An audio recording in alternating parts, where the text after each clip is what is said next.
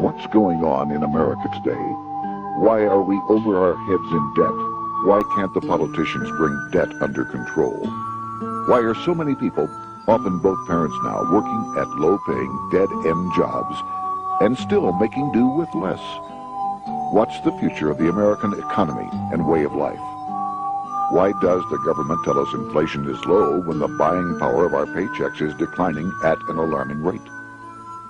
Only a generation ago, bread was a quarter, and you could get a new car for $19.95. The problem is that since 1864, we've had a debt-based banking system. All our money is based on government debt. We cannot extinguish government debt without extinguishing our money supply. That's why talk of paying off the national debt without reforming our banking system is an impossibility. That's why the solution does not lie in discussing the size of the national debt, rather it lies in reforming our banking system.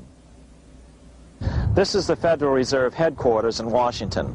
It sits on this very impressive address, right on Constitution Avenue, right across from the Lincoln Memorial. But is it federal? Is it really part of the United States government? Well, what we're about to show you is that there's nothing federal about the Federal Reserve, and there are no reserves.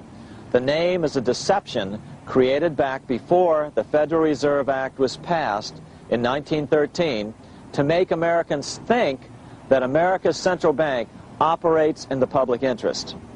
The truth is that the Federal Reserve is a private bank owned by private stockholders and run purely for their private profit. That's exactly correct. The Fed is a privately owned for-profit corporation which, again, has no reserves, at least no reserves available to back up the Federal Reserve notes, which is our common currency. Oh, absolutely. The Federal Reserve is neither federal and has doubtful reserves. It's a private bank that is owned by member banks. And it was chartered under the guise of deceit by an act of Congress in 1913. If there's still any doubt whether the Federal Reserve is a part of the U.S. government, check your local telephone book. In most cities, it is not listed in the blue government pages. It is listed in the business white pages right next to Federal Express, another private company. But more directly, U.S. courts have ruled time and time again that the Fed is a private corporation. Why can't Congress do something about the Fed? Most members of Congress just don't understand the system, and the few who do are afraid to speak up. For example, initially a veteran congressman from Chicago asked us if he could be interviewed for this video. However, both times our camera crew arrived at his office to do the interview, this was all we were able to film. The congressman never appeared, and eventually decided he no longer wanted to participate. But a few others in Congress have been bolder over the years. Here are three quick examples. In 1923, Representative Charles A. Lindbergh, a Republican from Minnesota, and father of the famed aviator Lucky Lindy, put it this way: the financial system has been turned over to the Federal Reserve Board. That board administers the finance system by authority of a purely profiteering group. The system is private, conducted for the sole purpose of obtaining the greatest possible profits from the use of other people's money. One of the most outspoken critics in Congress of the Fed was the former chairman of the House Banking and Currency Committee during the Great Depression years. Louis T. McFadden, Republican of Pennsylvania, said in 1932, "We have in this country one of the most corrupt institutions the world has ever known. I refer to the Federal Reserve Board. This evil institution has impoverished the people of the United States and has practically bankrupted our government. It has done this through the corrupt practices of the moneyed vultures who control it." Senator Barry Goldwater was a frequent critic of the Fed. Most Americans have no real understanding of the operation of the international moneylenders. The accounts of the Federal Reserve System have never been audited. It operates outside the control of Congress and manipulates the credit of the United States. The Federal Reserve really even though it is not part of the federal government, it is more powerful than the federal government. It's more powerful than the president, the Congress, and the courts. Now, a lot of people challenge me on that, but let me prove my case. The Federal Reserve determines what the average person's car payment is going to be, what their house payment is going to be, and whether they have a job or not. And I submit to you that that's total control. And the Federal Reserve is the largest single creditor of the United States government. What does Proverbs tell us? The borrower is servant to the lender. What one has to understand is that from the day the Constitution was adopted right up to today, the folks who profit from privately owned central banks, as Madison called them, the money changers, have fought a running battle for control over who gets to print America's money. Why is who prints the money so important? Think of money as just another commodity. If you have a monopoly on a commodity that everyone needs, everyone wants, and nobody has enough of, there are lots of ways to make a profit, and also exert tremendous political influence. That's what this battle is all about. Throughout the history of the United States, the money power has gone back and forth between Congress and some sort of privately owned central bank. The Founding Fathers knew the evils of a privately owned central bank. First of all, they had seen how the privately owned British central bank, the Bank of England, had run up the British national debt to such an extent that Parliament had been forced to place unfair taxes on the American colonies. In fact, as we'll see later, Ben Franklin claimed that this was the real cause of the American Revolution. Most of the Founding Fathers realized the potential dangers of banking and feared bankers' accumulation of wealth and power. Jefferson put it this way: I sincerely believe that banking institutions are more dangerous to our liberties than standing armies. The issuing power should be taken from the banks and restored to the people to whom it properly belongs. That succinct statement of Jefferson is, in fact, the solution to all our economic problems today. It bears repeating. The issuing power should be taken from the banks and restored to the people to whom it properly belongs. James Madison, the main author of the Constitution, agreed. Interestingly, he called those behind the central bank scheme money changers.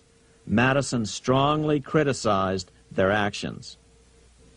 History records that the money changers have used every form of abuse, intrigue, deceit, and violent means possible to maintain their control over governments by controlling money and its issuance. The battle over who gets to issue our money has been the pivotal issue throughout the history of the United States. Wars are fought over it, depressions are caused to acquire it. Yet after World War I, this battle was rarely mentioned in newspapers or history books. Why? By World War I, the money changers, with their dominant wealth, had seized control of most of the nation's press. Throughout U.S. history, this battle over who gets the power to issue our money has raged. In fact, it's changed hands back and forth 8 times since 1764. Yet this fact has virtually vanished from public view for over 3 generations behind a smokescreen emitted by Fed cheerleaders in the media. Until we stop talking about deficits and government spending and start talking about who controls how much money we have, it's all just a big shell game, a complete and utter deception.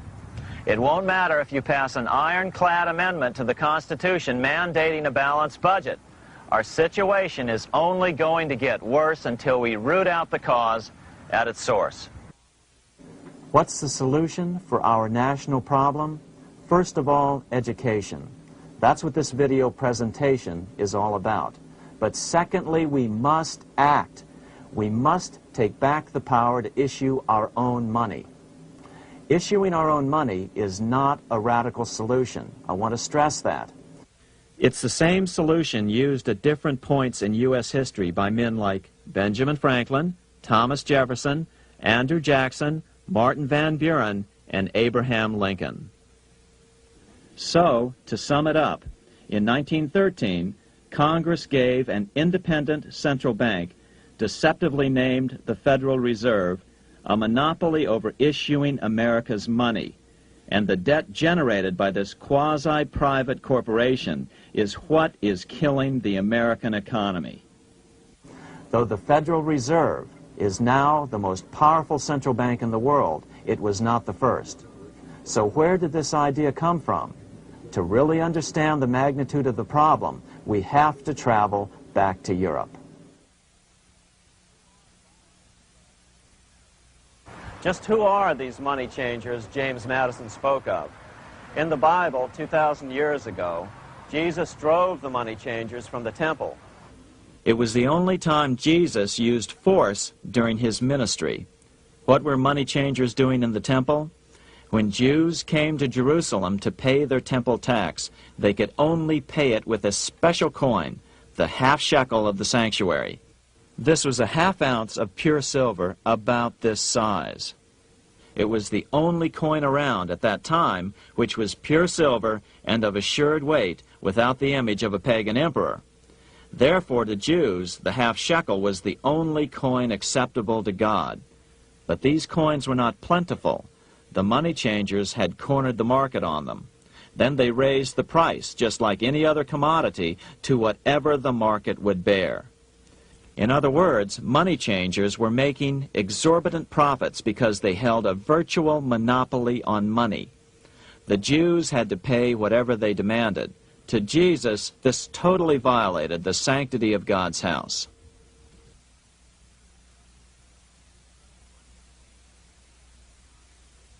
But the money-changing scam did not originate in Jesus' day. 200 years before Christ, Rome was having trouble with money changers. 2 early Roman emperors had tried to diminish the power of the money changers by reforming usury laws and limiting land ownership to 500 acres. They were both assassinated. In 48 BC, Julius Caesar took back the power to coin money from the money changers and minted coins for the benefit of all. With this new, plentiful supply of money, he built great public works projects. By making money plentiful, Caesar won the love of the common man. But the money changers hated him. Some believe this was an important factor in Caesar's assassination. One thing is for sure, with the death of Caesar came the demise of plentiful money in Rome. Taxes increased, as did corruption. Just as in the case of America today, usury and debased coin became the rule. Eventually, the Roman money supply was reduced by 90%. As a result, the common people lost their lands and their homes, just as is about to happen soon in America. With the demise of plentiful money, the masses lost confidence in the Roman government and refused to support it. Rome plunged into the gloom of the Dark Ages.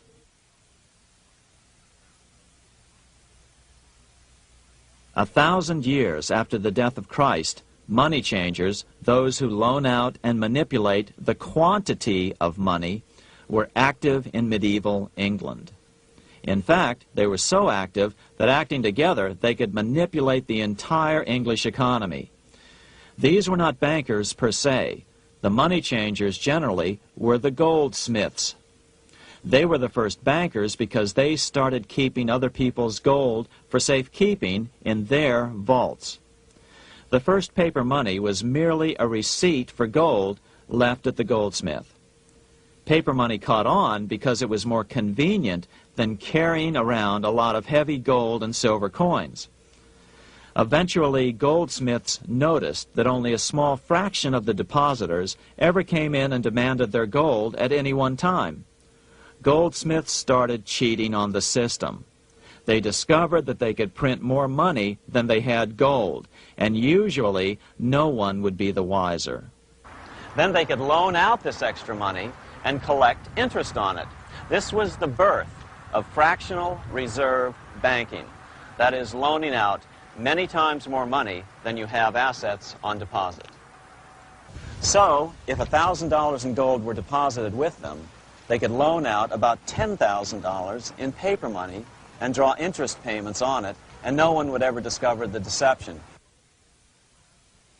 By this means, goldsmiths gradually accumulated more and more wealth and used this wealth to accumulate more and more gold. Today, this practice of loaning out more money than there are reserves is known as fractional reserve banking. Every bank in the United States is allowed to loan out at least 10 times more money than they actually have. That's why they get rich on charging, let's say, 8% interest. It's not really 8% per year, which is their income. It's 80%. That's why bank buildings are always the largest in town. But does that mean that all interest or all banking should be illegal? Hardly. In the Middle Ages, canon law, the law of the Catholic Church, forbade charging interest on loans. This concept followed the teachings of Aristotle and St. Thomas Aquinas. They taught that the purpose of money was to serve the members of society, to facilitate the exchange of goods needed to lead a virtuous life. Interest, in their belief, hindered this purpose by putting an unnecessary burden on the use of money. In other words, interest was contrary to reason and justice. Reflecting church law in the Middle Ages, Europe forbade charging interest on loans and made it a crime called usury. As commerce grew, and therefore opportunities for investment arose in the late Middle Ages, it came to be recognized that to loan money had a cost for the lender, both in risk and in lost opportunity. So some charges were allowed, but not interest per se. But all moralists, no matter what religion, condemn fraud, oppression of the poor, and injustice as clearly immoral. As we will see, fractional reserve lending is rooted in a fraud, results in widespread poverty, and reduces the value of everyone else's money. The ancient goldsmiths discovered that extra profits could be made by rowing the economy between easy money and tight money. When they made money easier to borrow, then the amount of money in circulation expanded. Money was plentiful. People took out more loans to expand their businesses. But then the money changers would tighten the money supply. They would make loans more difficult to get. What would happen? Just what happens today.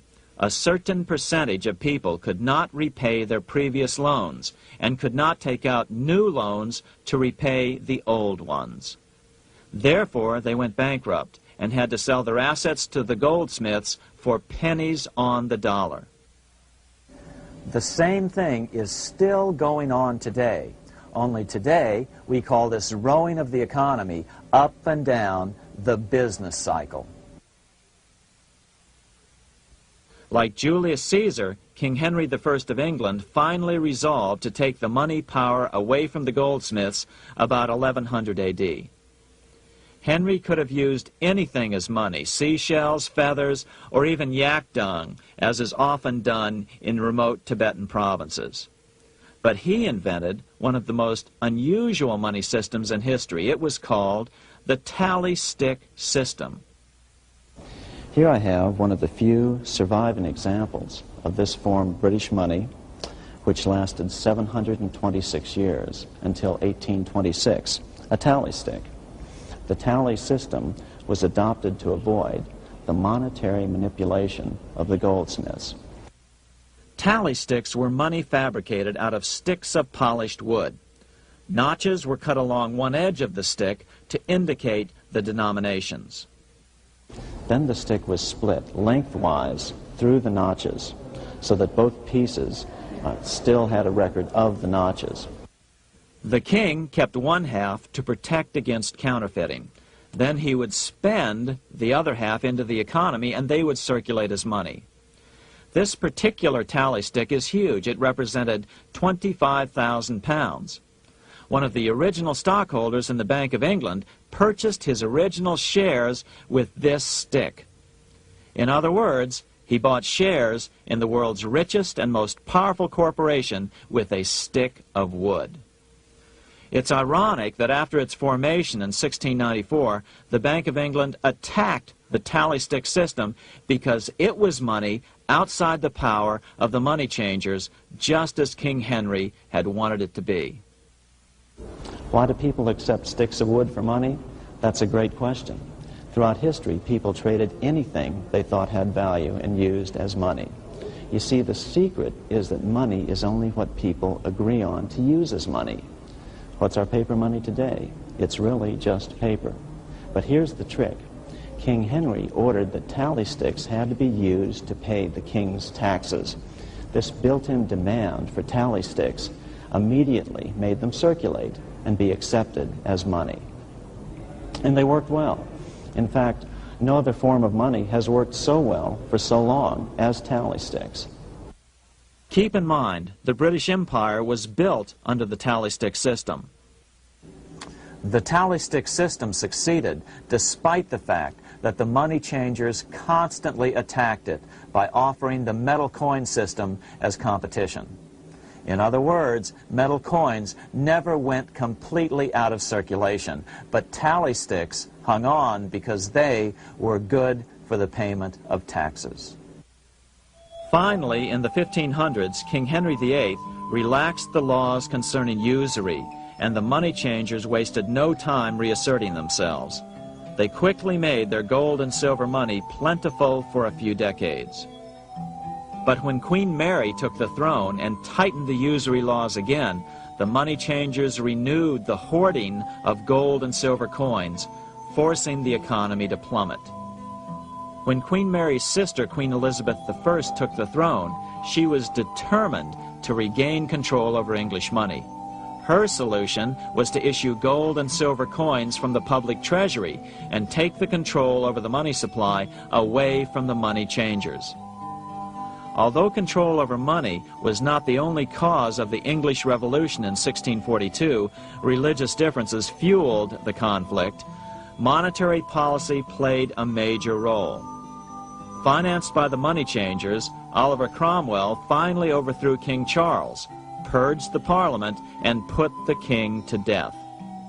The money changers were immediately allowed to consolidate their financial power. The result was that for the next 50 years, the money changers plunged Great Britain into a series of costly wars. They took over a square mile of property in the center of London, known as the City of London. This area today is still known as one of the 3 predominant financial centers of the world. Conflicts with the Stuart kings led the money changers in England to combine with those in the Netherlands to finance the invasion of William of Orange, who overthrew the Stuarts in 1688 and took the English throne.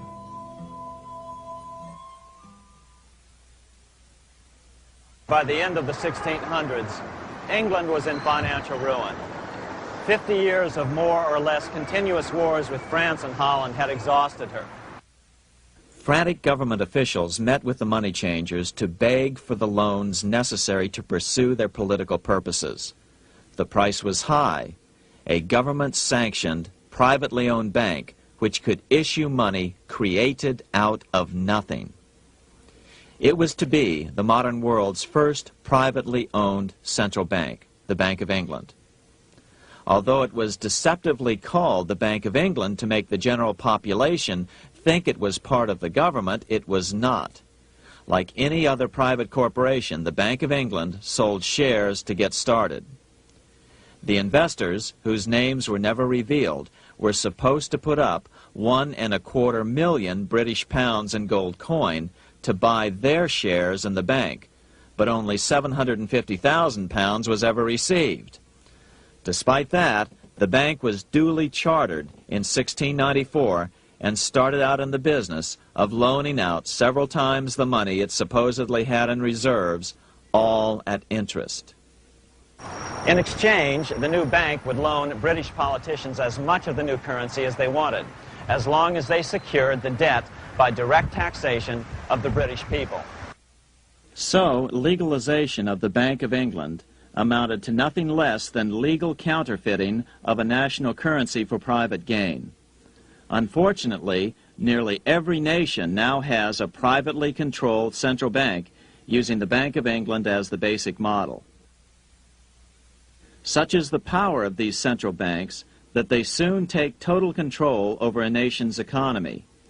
It soon amounts to nothing but a plutocracy, ruled by the rich. It would be like putting control of the army in the hands of the mafia. The danger of tyranny would be extreme. Yes, we need central banks. No, we do not need them in private hands. The central bank scam is really a hidden tax. The nation sells bonds to the central bank to pay for things it does not have the political will to raise taxes to pay for. But the bonds are purchased with money the central bank creates out of nothing. More money in circulation makes your money worth less. The government gets as much money as it needs, and the people pay for it in inflation.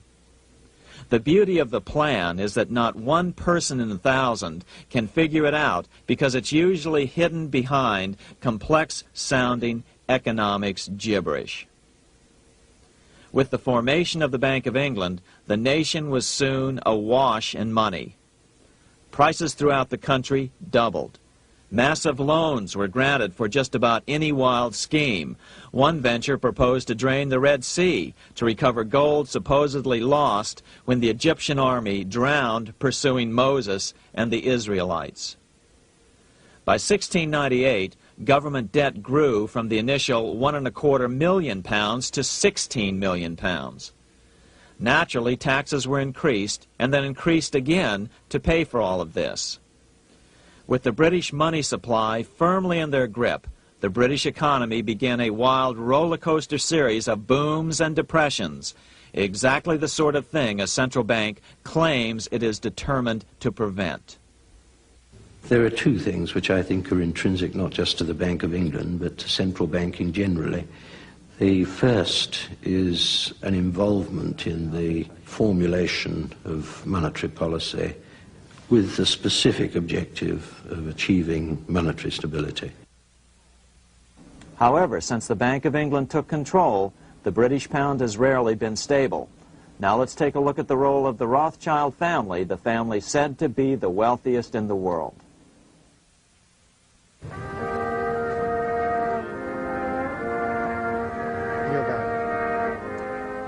This is Frankfurt, Germany. 50 years after the Bank of England opened its doors, a goldsmith named Amschel Moses Bauer opened a coin shop, a counting house, in 1743. And over the door he placed a sign depicting a Roman eagle on a red shield. The shop became known as the Red Shield Firm, or in German, Rothschild. When his son, Amschel Meyer Bauer, inherited the business, he decided to change his name to Rothschild. Amschel soon learned that loaning money to governments and kings was more profitable than loaning to private individuals. Not only were the loans bigger, but they were secured by the nation's taxes. Mayer Rothschild had 5 sons. He trained them all in the skills of money creation, then sent them out to the major capitals of Europe to open branch offices of the family banking business. His first son, Amschel Meyer, stayed in Frankfurt to mind the hometown bank. His second son, Solomon, was sent to Vienna. His third son, Nathan, was clearly the most clever. He was sent to London at age 21 in 1798, 100 years after the founding of the Bank of England. His fourth son, Karl, went to Naples, and his fifth son, Jacob, went to Paris. In 1785, Mayer Amschel moved his entire family to this larger house, a 5-story dwelling he shared with the Schiff family. This house was known as the Green Shield. The Rothschilds and the Schiffs would play a central role in the rest of European financial history and in that of the United States. The Rothschilds broke into dealings with European royalty here at Wilhelmshof, the palace of the wealthiest man in Germany. In fact, the wealthiest monarch in all Europe, Prince William of Hesse-Kassel. At first, the Rothschilds were only helping William speculate in precious coins. But when Napoleon chased Prince William into exile, he sent £550,000, a gigantic sum at that time, to Nathan Rothschild in London with instructions for him to buy consols, British government bonds, also called government stock. But Rothschild used the money for his own purposes. With Napoleon on the loose, the opportunities of wartime investments were nearly limitless. William returned here sometime prior to the Battle of Waterloo in 1815. He summoned Rothschild and demanded his money back. The Rothschilds returned William's money with the interest the British consuls would have paid him had the investment actually been made. But the Rothschilds kept all the past profits they had made using William's money. Nathan Rothschild later bragged that in the 17 years he'd been in England, he'd increased his original £20,000 stake given to him by his father by 2,500 times. By cooperating within the family, the Rothschilds soon grew unbelievably wealthy. By the mid-1800s, they dominated all European banking and were certainly the wealthiest family in the world. They financed Cecil Rhodes, making it possible for him to establish a monopoly over the diamond and gold fields of South Africa. In America, they financed the Harrimans and railroads, the Vanderbilts and railroads and the press, and Carnegie in the steel industry, among many others. In fact, during World War I, J.P. Morgan was thought to be the richest man in America. But after his death, it was discovered that he was actually only a lieutenant of the Rothschilds. Once Morgan's will was made public, it was discovered that he owned only 19% of J.P. Morgan companies.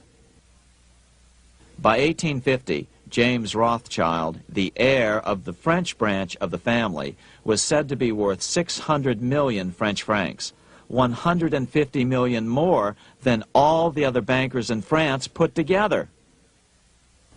He built this mansion called Ferrier, just east of Paris. Wilhelm I, on seeing it, exclaimed, "Kings couldn't afford this. It could only belong to a Rothschild." Another 19th century French commentator put it this way: "There is but one power in Europe, and that is Rothschild." There is no evidence that their predominant standing in European or world finance has changed. Now let's take a look at the results the Bank of England had produced on the British economy and how that later was the root cause of the American Revolution.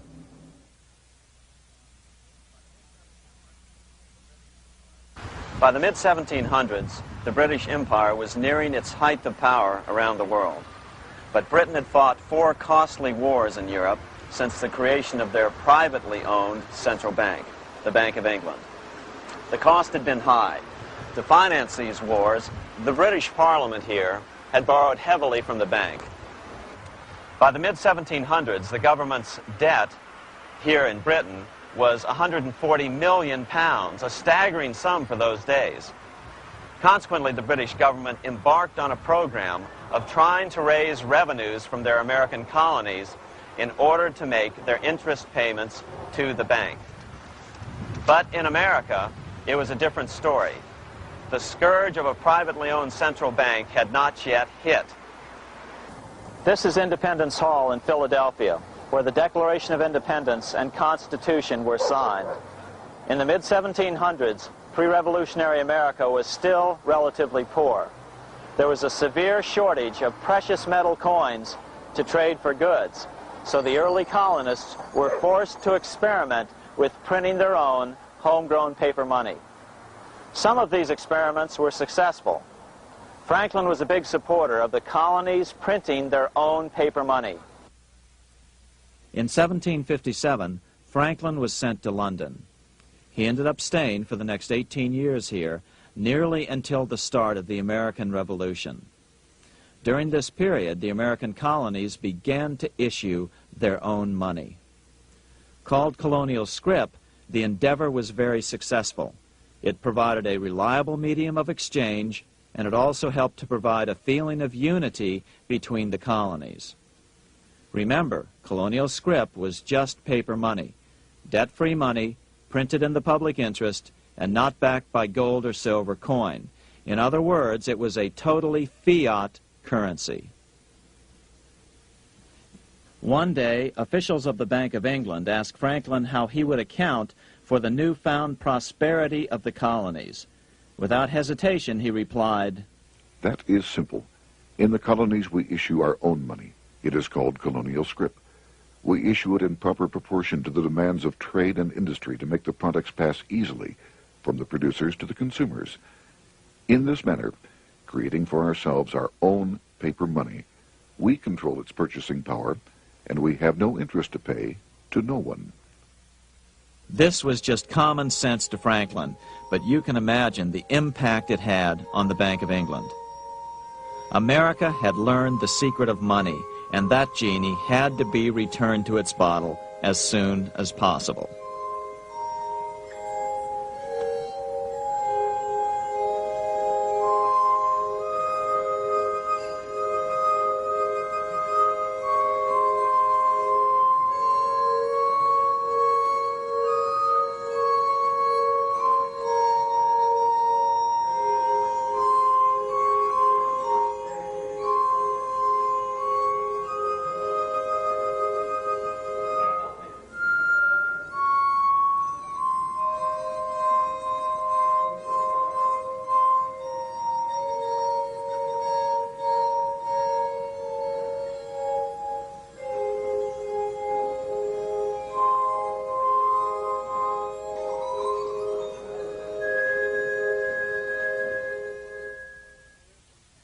As a result, Parliament hurriedly passed the Currency Act of 1764. This prohibited colonial officials from issuing their own money and ordered them to pay all future taxes in gold or silver coins. In other words, it forced the colonies on a gold or silver standard. For those who still believe that a gold standard is the answer for America's current monetary problems, look what happened to America after that. Writing in his autobiography, Franklin said, "In 1 year, the conditions were so reversed that the era of prosperity ended and a depression set in to such an extent that the streets of the colonies were filled with unemployed." Franklin claims that this was even the basic cause for the American Revolution. As Franklin put it in his autobiography, The colonies would gladly have borne a little tax on tea and other matters had it not been that England took away from the colonies their money, which created unemployment and dissatisfaction. The inability of the colonists to get the power to issue their own money permanently out of the hands of George III and the international bankers was the prime reason for the Revolutionary War. by the time the first shots were fired in Lexington, Massachusetts, on April 19, 1775, the colonies had been drained of gold and silver coin by British taxation. As a result, the Continental government had no choice but to print money to finance the war. At the start of the Revolution, the U.S. money supply stood at $12 million. By the end of the war, it was nearly $500 million. As a result, the currency was virtually worthless. Shoes sold for $5,000 a pair. Colonial scrip had worked because just enough was issued to facilitate trade. As George Washington lamented, a wagon load of money will scarcely purchase a wagon load of provisions. Today, those who support a gold-backed currency point to this period during the Revolution to demonstrate the evils of a fiat currency. But remember, the same currency had worked so well 20 years earlier during times of peace that the Bank of England had Parliament outlaw it. Towards the end of the Revolution, the Continental Congress, meeting here at Independence Hall, grew desperate for money. In 1781, they allowed Robert Morris, their financial superintendent, to open a privately owned central bank. Incidentally, Morris was a wealthy man who had grown wealthier during the Revolution by trading in war materials. Called the Bank of North America, the new bank was closely modeled after the Bank of England. It was allowed to practice fractional reserve banking. That is, it could lend out money it didn't have, then charge interest on it. If you or I were to do that, we would be charged with fraud, a felony. The bank's charter called for private investors to put up $400,000 worth of initial capital. But when Morris was unable to raise the money, he brazenly used his political influence to have gold deposited in the bank, which had been loaned to America by France. He then loaned this money to himself and his friends to reinvest in shares of the bank. And, like the Bank of England, the bank was given a monopoly over the national currency. Soon the dangers became clear. The value of American currency continued to plummet. So, 4 years later, in 1785, the bank's charter was not renewed. The leader of the effort to kill the bank, William Findley of Pennsylvania, explained the problem this way, quote, "This institution, having no principle but that of avarice, will never be varied in its object, to engross all the wealth, power, and influence of the state." The men behind the Bank of North America, Alexander Hamilton, Robert Morris, and the bank's president, Thomas Weiling, did not give up. Only 6 years later, Hamilton, then Secretary of the Treasury, and his mentor, Morris, rammed a new privately owned central bank through the new Congress. Called the first bank of the United States, Thomas Weiling again served as the bank's president. The players were the same, only the name of the bank was changed.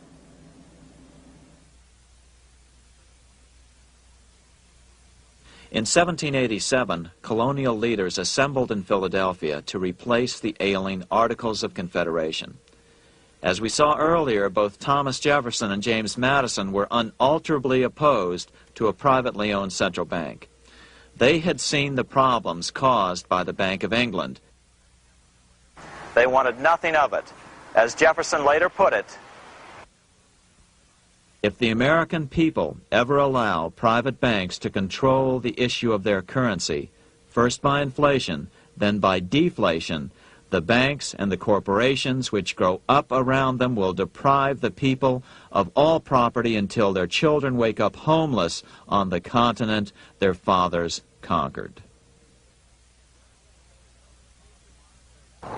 during the debate over the future monetary system, another one of the founding fathers, Gouverneur Morris, castigated the motivations of the owners of the Bank of North America. Gouverneur Morris headed the committee that wrote the final draft of the Constitution. Morris knew the motivations of the bank well. Along with his old boss, Robert Morris, Gouverneur Morris and Alexander Hamilton were the ones who had presented the original plan for the Bank of North America to the Continental Congress in the last year of the Revolution. In a letter he wrote to James Madison on July 2nd, 1787, Gouverneur Morris revealed what was really going on. The rich will strive to establish their dominion and enslave the rest. They always did. They always will. They will have the same effect here as elsewhere if we do not, by the power of government, keep them in their proper spheres.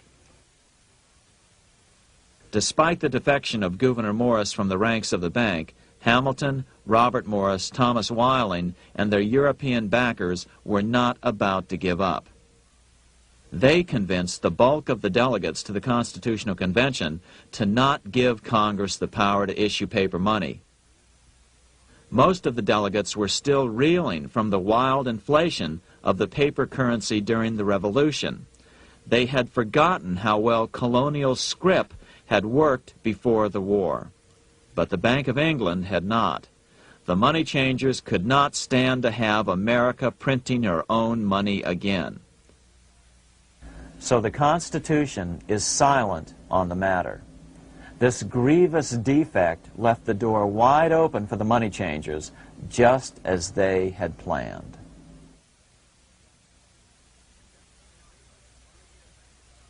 In 1790, less than 3 years after the Constitution had been signed, the money changers struck again. The newly appointed first Secretary of the Treasury, Alexander Hamilton, proposed a bill to the Congress calling for a new, privately owned central bank. Coincidentally, that was the very year that Amschel Rothschild made his pronouncement from his flagship bank in Frankfurt. Let me issue and control a nation's money, and I care not who writes the laws. Alexander Hamilton was a tool of the international bankers, and he wanted to create the U.S. Bank, the BUS, or the Bank of the United States, and did so. Interestingly, one of Hamilton's first jobs after graduating from law school in 1782 was as an aide to Robert Morris, the head of the Bank of North America. In fact, the year before, Hamilton had written Morris a letter saying, "A national debt, if it is not excessive, will be to us a national blessing." A blessing to whom? After a year of intense debate, in 1791, Congress passed the bill and gave it a 20-year charter. The new bank was to be called the First Bank of the United States, or BUS. Here we are in front of the First Bank of the United States in Philadelphia. The bank was given a monopoly on printing U.S. currency, even though 80% of its stock would be held by private investors. The other 20% would be purchased by the U.S. government. But the reason was not to give the government a piece of the action. It was to provide the capital for the other 80% owners. As with the old Bank of North America and the Bank of England before that, the stockholders never paid the full amount for their shares. The U.S. government put up their initial $2 million in cash. Then the bank, through the old magic of fractional reserve lending, made loans to its charter investors so they could come up with the remaining $8 million of capital needed for this risk-free investment. Like the Bank of England, the name of the Bank of the United States was deliberately chosen to hide the fact that it was privately controlled. And like the Bank of England, the names of the investors in the bank were never revealed. Many years later, it was a common saying that the Rothschilds were the power behind the old Bank of the United States. The bank was sold to Congress as a way to bring stability to the banking system and eliminate inflation. So what happened? Over the first 5 years, the U.S. government borrowed $8.2 million from the Bank of the United States. In the same 5-year period, prices rose by 72%. Jefferson, as the new Secretary of State, watched the borrowing with sadness and frustration, unable to stop it. I wish it were possible to obtain a single amendment to our Constitution, taking from the federal government the power of borrowing. Millions of Americans feel the same way today. They watch in helpless frustration as the federal government borrows the American economy into oblivion. So, although it was called the First Bank of the United States, it was not the first attempt at a privately owned central bank in this country. As with the Bank of North America, the government put up most of the cash to get this private bank going, then the bankers loaned the money to each other to buy the remaining stock in the bank. It was a scam, plain and simple, and they wouldn't be able to get away with it for long. But first, we have to travel back to Europe to see how a single man was able to manipulate the entire British economy by obtaining the first news of Napoleon's final defeat.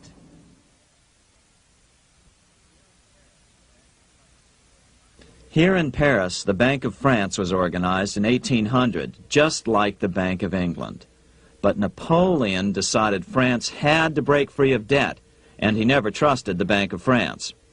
He declared that when a government is dependent upon bankers for money, the bankers, not the leaders of the government, are in control. The hand that gives is above the hand that takes. Money has no motherland. Financiers are without patriotism and without decency. Their sole object is gain. Back in America, unexpected help was about to arrive. In 1800, Thomas Jefferson narrowly defeated John Adams to become the third president of the United States. By 1803, Jefferson and Napoleon had struck a deal.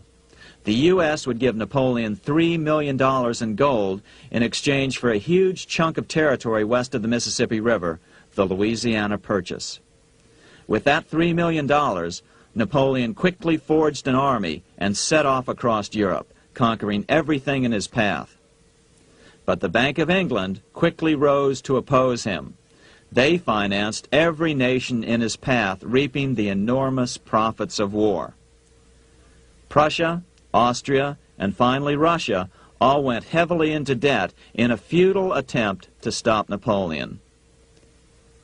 4 years later, with the main French army in Russia, 30-year-old Nathan Rothschild, the head of the London office of the Rothschild family, personally took charge of a bold plan to smuggle a much-needed shipment of gold right through France to finance an attack by the Duke of Wellington from Spain. Nathan later bragged at a dinner party in London that it was the best business he'd ever done. Little did he know that he would do much better business in the near future. Wellington's attacks from the south and other defeats eventually forced Napoleon to abdicate, and Louis XVIII was crowned king. Napoleon was exiled to Elba, a tiny island off the coast of Italy, supposedly exiled from France forever. While Napoleon was in exile on Elba, temporarily defeated by England with the financial help of the Rothschilds, America was trying to break free of its central bank as well.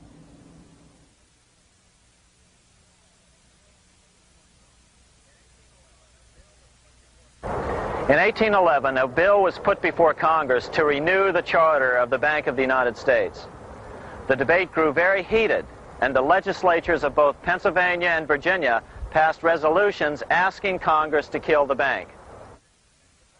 The press corps of the day attacked the bank openly, calling it a great swindle, a vulture, a viper, and a cobra. Oh, to have an independent press once again in America. A congressman named P.B. Porter attacked the bank from the floor of Congress, saying if the bank's charter was renewed, Congress, quote, will have planted in the bosom of this Constitution a viper, which one day or another will sting the liberties of this country to the heart, close quote. Prospects didn't look that good for the bank. Some writers have even claimed that Nathan Rothschild warned that the United States would find itself involved in a most disastrous war if the bank's charter were not renewed. But it wasn't enough. When the smoke had cleared, the renewal bill was defeated by a single vote in the House and was deadlocked in the Senate. By now, America's fourth president, James Madison, was in the White House. Remember, Madison was a staunch opponent of the bank. His vice president, George Clinton, broke a tie in the Senate and sent the bank into oblivion. Within 5 months, England attacked the U.S., and the War of 1812 was on. But the British were still busy fighting Napoleon, and so the War of 1812 ended in a draw in 1814. Though the money changers were temporarily down, they were far from out. It would take them only another 2 years to bring back their bank bigger and stronger than ever.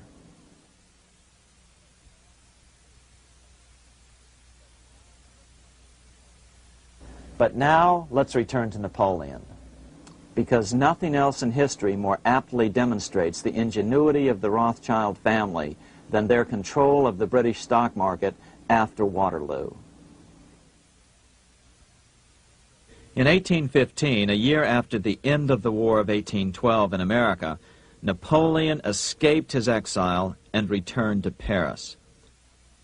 French troops were sent out to capture him, but such was his charisma that the soldiers rallied around their old leader and hailed him as their emperor once again.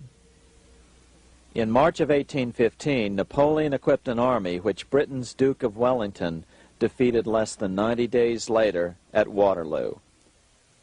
Some writers claim Napoleon borrowed £5 million from the Bank of England to rearm. But it appears these funds actually came from the Ouvard banking house in Paris. Nevertheless, from about this point on, it was not unusual for privately controlled central banks to finance both sides in a war. Why would a central bank finance opposing sides in a war? Because war is the biggest debt generator of them all. A nation will borrow any amount for victory. The ultimate loser is loaned just enough to hold out the vain hope of victory, and the ultimate winner is given enough to win. Besides, such loans are usually conditioned upon the guarantee that the victor will honor the debts of the vanquished.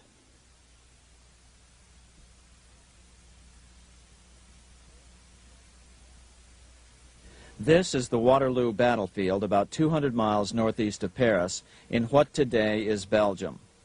Here Napoleon suffered his final defeat, but not before thousands of French and Englishmen gave their lives on a steamy summer day in July of 1815. Right over there, on June 18, 1815, 74,000 French troops met 67,000 troops from Britain and other European nations. The outcome was certainly in doubt.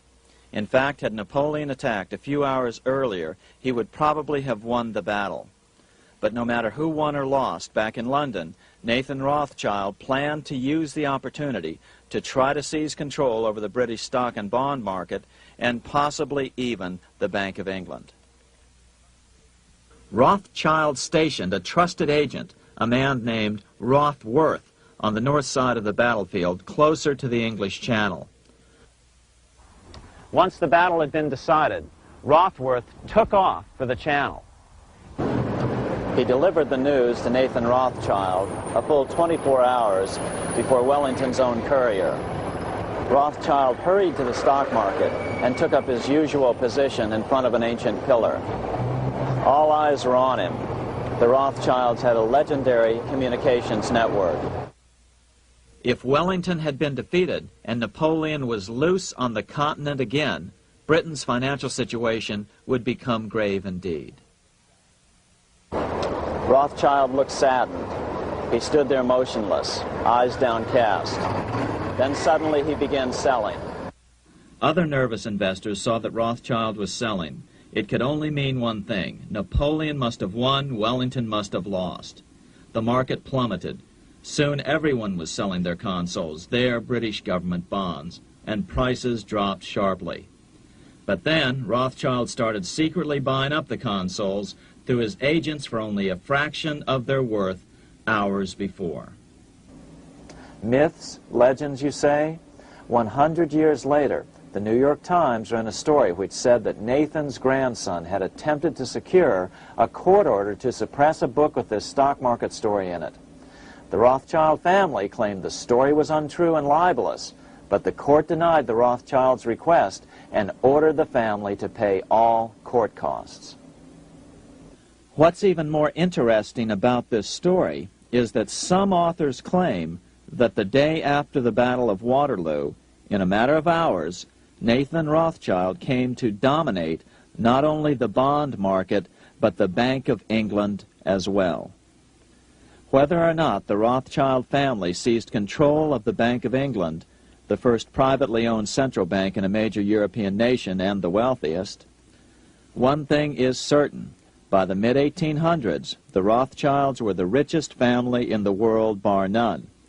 They dominated the new government bond markets and branched into other banks and industrial concerns. In fact, the rest of the 19th century was known as the Age of the Rothschilds. Despite this overwhelming wealth, the family has generally cultivated an aura of invisibility. Although the family controls scores of industrial, commercial, mining, and tourist corporations, only a handful bear the Rothschild name. By the end of the 19th century, one expert estimated that the Rothschild family controlled half the wealth of the world. Whatever the extent of their vast wealth, it is reasonable to assume that their percentage of the world's wealth has increased since then. But since the turn of the century, the Rothschilds have cultivated the notion that their power has somehow waned even as their wealth increases.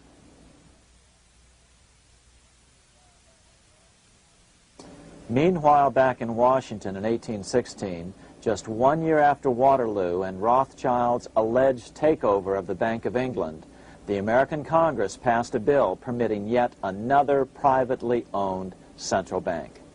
This bank was called the Second Bank of the United States.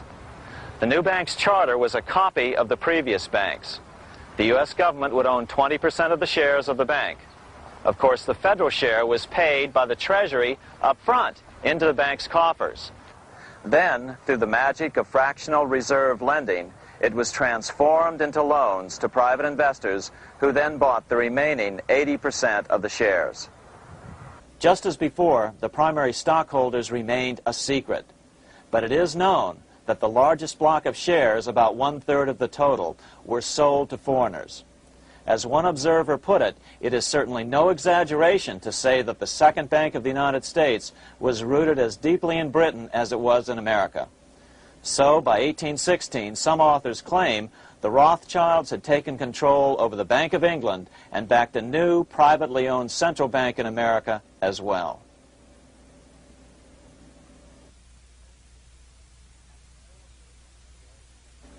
After 12 years of manipulations of the U.S. economy on the part of the Second Bank of the U.S., the American people had had just about enough. Opponents of the bank nominated a dignified senator from Tennessee, Andrew Jackson, the hero of the Battle of New Orleans, to run for president. This is his home, the Hermitage. No one gave Jackson a chance initially. The bank had long ago learned how the political process could be controlled with money. To the surprise and dismay of the money changers, Jackson was swept into office in 1828. Jackson was determined to kill the bank at the first opportunity and wasted no time in trying to do so. But the bank's 20-year charter didn't come up for renewal until 1836, the last year of his second term, if he could survive that long. During his first term, Jackson contented himself with rooting out the bank's many minions from government service. He fired 2,000 of the 11,000 employees of the federal government. In 1832, with his re-election approaching, the bank struck an early blow, hoping Jackson would not want to stir up controversy. They asked Congress to pass a renewal bill 4 years early. Naturally, Congress complied, then sent it to the president for signing. But Jackson weighed in with both feet. Old Hickory, never a coward, vetoed the bill. His veto message is one of the great American documents. It clearly lays out the responsibility of the American government towards its citizens, rich and poor. It is not our own citizens only who are to receive the bounty of our government. More than 8 millions of the stock of this bank are held by foreigners. Is there no danger to our liberty and independence in a bank that in its nature has so little to bind it to our country? Controlling our currency, receiving our public monies, and holding thousands of our citizens' independence would be more formidable and dangerous than a military power of the enemy. If government would confine itself to equal protection and, as heaven does its rains, shower its favor alike on the high and the low, the rich and the poor, it would be an unqualified blessing. In the act before me, there seems to be a wide and unnecessary departure from these just principles. Later that year, in July 1832, Congress was unable to override Jackson's veto. Now Jackson had to stand for re-election. Jackson took his argument directly to the people. For the first time in U.S. history, Jackson took his presidential campaign on the road. Before then, presidential candidates stayed at home and looked presidential. His campaign slogan was Jackson and no bank. The National Republican Party ran Senator Henry Clay against Jackson. Despite the fact that the bankers poured over $3 million into Clay's campaign, Jackson was reelected by a landslide in November of 1832. Despite his presidential victory, Jackson knew the battle was only beginning. "The hydra of corruption is only scotched, not dead," said the newly elected president. Jackson ordered his new Secretary of Treasury, Lewis McLean, to start removing the government's deposits from the second bank and start placing them in state banks. But McLean refused to do so. Jackson fired him and appointed William J. Duane as the new Secretary of the Treasury. Duane also refused to comply with the president's requests, and so Jackson fired him as well and then appointed Roger B. Taney to the office. Taney did withdraw government funds from the bank starting on October 1st, 1833. Jackson was jubilant. "I have it chained. I'm ready with screws to draw every tooth and then the stumps." But the bank was not yet done fighting. Its head, Nicholas Biddle, used his influence to get the Senate to reject Taney's nomination. Then, in a rare show of arrogance, Biddle threatened to cause a depression if the bank was not rechartered. This worthy president thinks that because he has scalped Indians and imprisoned judges, he is to have his way with the bank. He is mistaken. Next, in an unbelievable fit of honesty for a central banker, Biddle admitted that the bank was going to make money scarce to force Congress to restore the bank. Nothing but widespread suffering will produce any effect on Congress. Our only safety is in pursuing a steady course of firm restriction, and I have no doubt that such a course will ultimately lead to restoration of the currency and the recharter of the bank. What a stunning revelation. Here was the pure truth, revealed with shocking clarity. Biddle intended to use the money contraction power of the bank to cause a massive depression until America gave in. Unfortunately, this has happened time and time again throughout U.S. history and is about to happen again in today's world. Nicholas Biddle made good on his threat. The bank sharply contracted the money supply by calling in old loans and refusing to extend new ones. A financial panic ensued, followed by a deep depression. Naturally, Biddle blamed Jackson for the crash, saying that it was caused by the withdrawal of federal funds from the bank. Unfortunately, his plan worked well. Wages and prices sagged. Unemployment soared along with business bankruptcies. The nation quickly went into an uproar. Newspaper editors blasted Jackson in editorials. The bank threatened to withhold payments, which then could be made directly to key politicians for their support. Within only months, Congress assembled in what was called the panic session. 6 months after he had withdrawn funds from the bank, Jackson was officially censured by a resolution which passed the Senate by a vote of 26 to 20. It was the first time a president had ever been censured by Congress. Jackson lashed out at the bank. "You are a den of vipers. I intend to rout you out, and by eternal God, I will rout you out." America's fate teetered on a knife edge. If Congress could muster enough votes to override Jackson's veto, the bank would be granted another 20-year monopoly or more over America's money, time enough to consolidate its already great power. Then a miracle occurred. The governor of Pennsylvania came out supporting President Jackson and strongly criticized the bank. On top of that, Biddle had been caught boasting in public about the bank's plan to crash the economy. Suddenly, the tide shifted. In April of 1834, the House of Representatives voted 134 to 82 against rechartering the bank. This was followed up by an even more lopsided vote to establish a special committee to investigate whether the bank had caused the crash. When the investigating committee arrived at the bank's door in Philadelphia, armed with a subpoena to examine the books, Biddle refused to give them up. Nor would he allow inspection of correspondence with congressmen relating to their personal loans and advances he'd made to them. He also refused to testify before the committee back in Washington. On January 8, 1835, Jackson paid off the final installment on the national debt, which had been necessitated by allowing the banks to issue currency for government bonds rather than simply issuing treasury notes without such debt. He was the only president to ever pay off the debt. A few weeks later, on January 30th, 1835, an assassin by the name of Richard Lawrence tried to shoot President Jackson, but by the grace of God, both pistols misfired. Lawrence was later found not guilty by reason of insanity. After his release, he bragged to friends that powerful people in Europe had put him up to the task and promised to protect him if he were caught. The following year, when its charter ran out, the Second Bank of the United States ceased functioning as the nation's central bank. Biddle was later arrested and charged with fraud. He was tried and acquitted, but died shortly thereafter while still tied up in civil suits.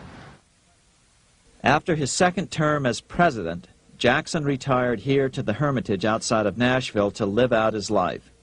He is still remembered here for his determination to kill the bank. In fact, he killed it so well that it took the money changers 77 years to undo the damage. When asked what his most important accomplishment had been, Jackson replied, "I killed the bank." Unfortunately, even Jackson failed to grasp the entire picture and its root cause. Although Jackson had killed the central bank, the most insidious weapon of the money changers, fractional reserve banking, remained in use by the numerous state-chartered banks. This fueled economic instability in the years before the Civil War. Still, the central bankers were out, and as a result, America thrived as it expanded westward. During this time, the principal money changers struggled to regain their lost centralized power, but to no avail. Then, finally, they reverted to the old central bankers' formula: war to create debt and dependency. If they couldn't get their central bank any other way, America could be brought to its knees by plunging it into a civil war, just as they had done in 1812 after the first Bank of the United States was not rechartered. 1 month after the inauguration of Abraham Lincoln, the first shots of the American Civil War were fired here at Fort Sumter, South Carolina, on April 12, 1861. Certainly slavery was a cause for the Civil War, but not the primary cause. Lincoln knew that the economy of the South depended upon slavery, and so before the Civil War, he had no intention of eliminating it. Lincoln had put it this way in his inaugural address only 1 month earlier. I have no purpose, directly or indirectly, to interfere with the institution of slavery in the states where it now exists. I believe I have no lawful right to do so, and I have no inclination to do so. Even after the first shots were fired here at Fort Sumter, Lincoln continued to insist that the Civil War was not about the issue of slavery. My paramount objective is to save the Union, and it is not either to save or destroy slavery. If I could save the Union without freeing any slave, I would do it. So what was the Civil War all about? There were many factors at play. Northern industrialists had used protective tariffs to prevent the southern states from buying cheaper European goods. Europe retaliated by stopping cotton imports from the South. The southern states were in a double financial bind. They were forced to pay more for most of the necessities of life, while their income from cotton exports plummeted. The South was angry. But there were other factors at work. The money changers were still stung by America's withdrawal from their control 25 years earlier. Since then, America's wildcat economy had made the nation rich, a bad example for the rest of the world. The central bankers now saw an opportunity to split the rich new nation, to divide and conquer by war. Was this just some sort of wild conspiracy theory at the time? Well, let's take a look at what a well-placed observer of the scene had to say at the time. His name was Otto von Bismarck, Chancellor of Germany, the man who united the German states a few years later.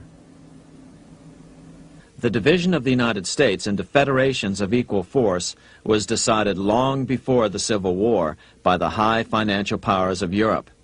These bankers were afraid that the United States, if they remained as one bloc and as one nation, would attain economic and financial independence which would upset their financial domination over the world.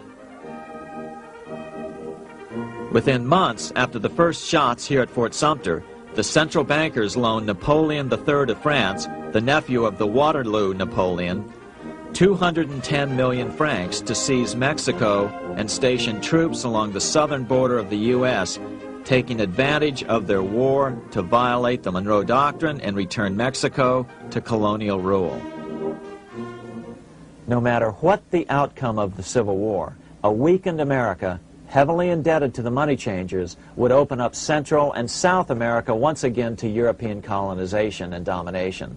The very thing America's Monroe Doctrine had forbade in 1823. At the same time, Great Britain moved 11,000 troops into Canada and positioned them menacingly along America's northern border.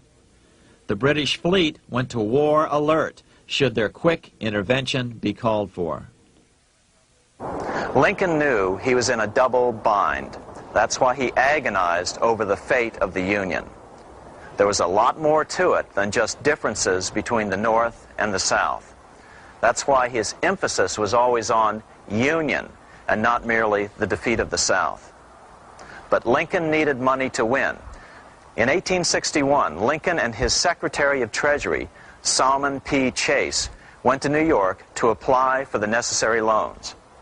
The money changers, anxious to see the Union fail, offered loans at 24 to 36% interest. Lincoln said thanks, but no thanks, and returned to Washington.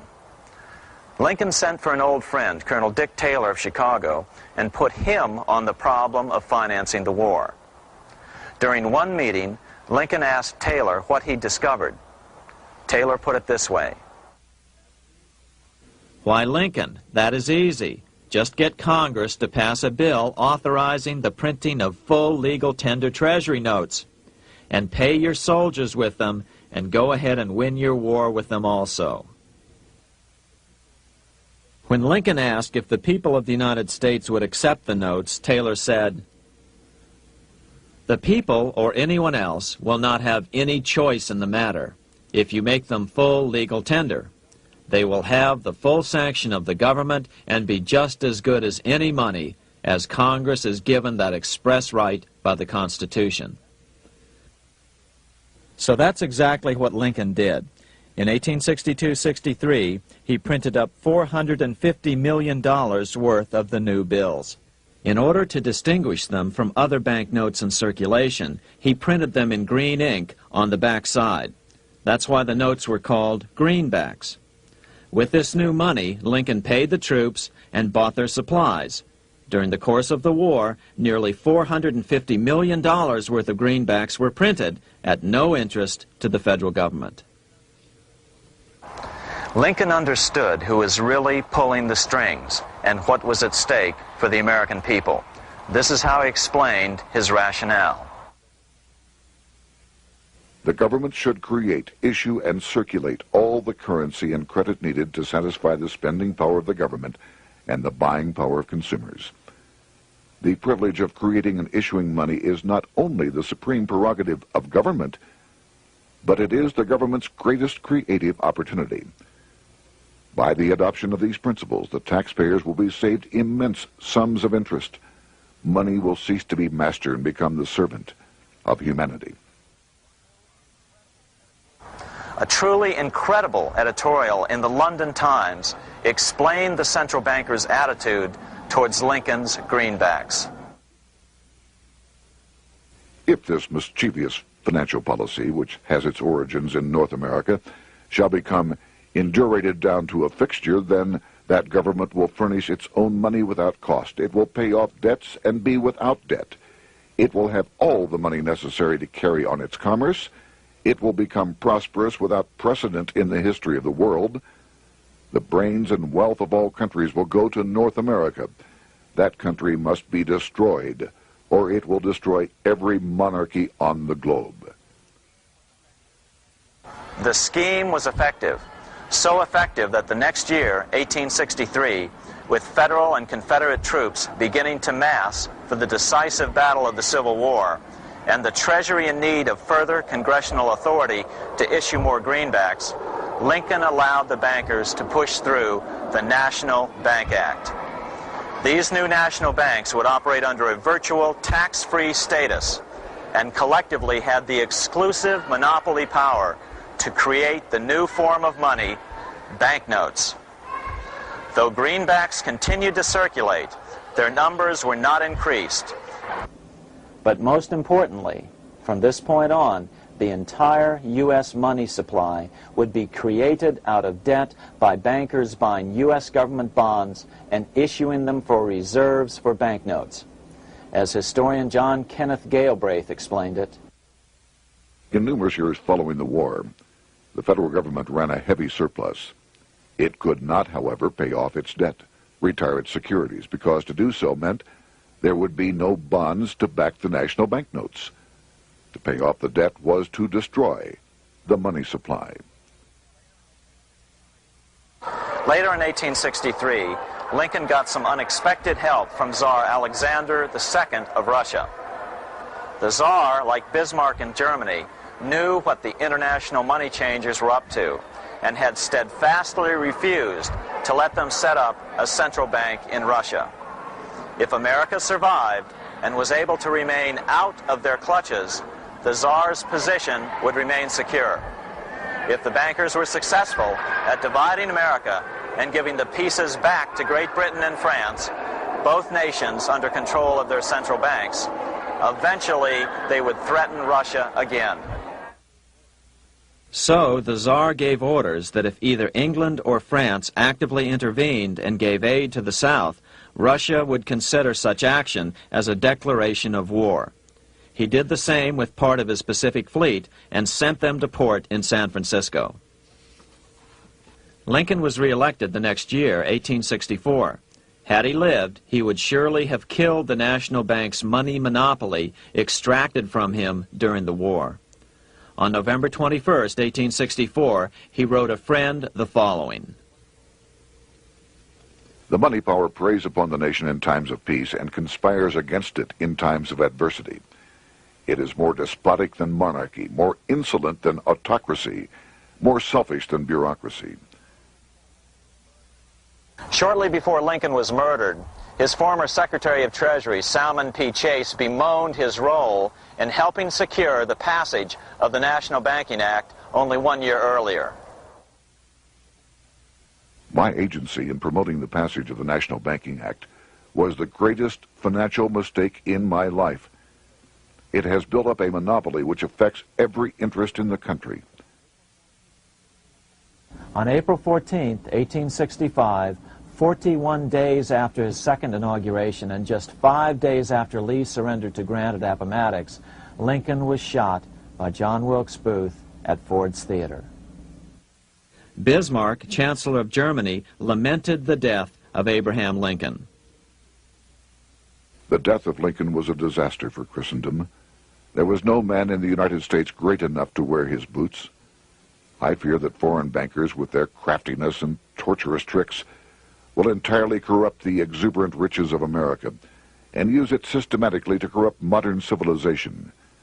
They will not hesitate to plunge the whole of Christendom into wars and chaos in order that the earth should become their inheritance. Bismarck well understood the money changers' plan. Allegations that international bankers were responsible for Lincoln's assassination surfaced in Canada 70 years later in 1934. Gerald G. McGeer, a popular and well-respected Canadian attorney, revealed this stunning charge in a 5-hour speech before the Canadian House of Commons, blasting Canada's debt-based money system. Remember, it was 1934, the height of the Great Depression, which was ravaging Canada as well. McGeer had obtained evidence deleted from the public record, provided to him by Secret Service agents at the trial of John Wilkes Booth, after Booth's death. McGeer said it showed that Booth was a mercenary working for the international bankers. According to an article in the Vancouver Sun of May 2nd, 1934, Abraham Lincoln, the martyred emancipator of the slaves, was assassinated through the machinations of a group representative of the international bankers who feared the United States President's national credit ambitions. There was only one group in the world at that time who had any reason to desire the death of Lincoln. They were the men opposed to his national currency program and who had fought him throughout the whole Civil War on his policy of greenback currency. Interestingly, McGeer claimed that Lincoln was assassinated not only because international bankers wanted to reestablish a central bank in America, but because they also wanted to base America's currency on gold. Gold they controlled. In other words, put America on a gold standard. Lincoln had done just the opposite by issuing U.S. notes, greenbacks, which were based purely on the good faith and credit of the United States. The article quoted McGeer as saying, "They were the men interested in the establishment of the gold standard and the right of the bankers to manage the currency and credit of every nation in the world. With Lincoln out of the way, they were able to proceed with that plan and did proceed with it in the United States. Within 8 years after Lincoln's assassination, silver was demonetized and the gold standard money system set up in the United States." Not since Lincoln has the U.S. issued debt-free United States notes.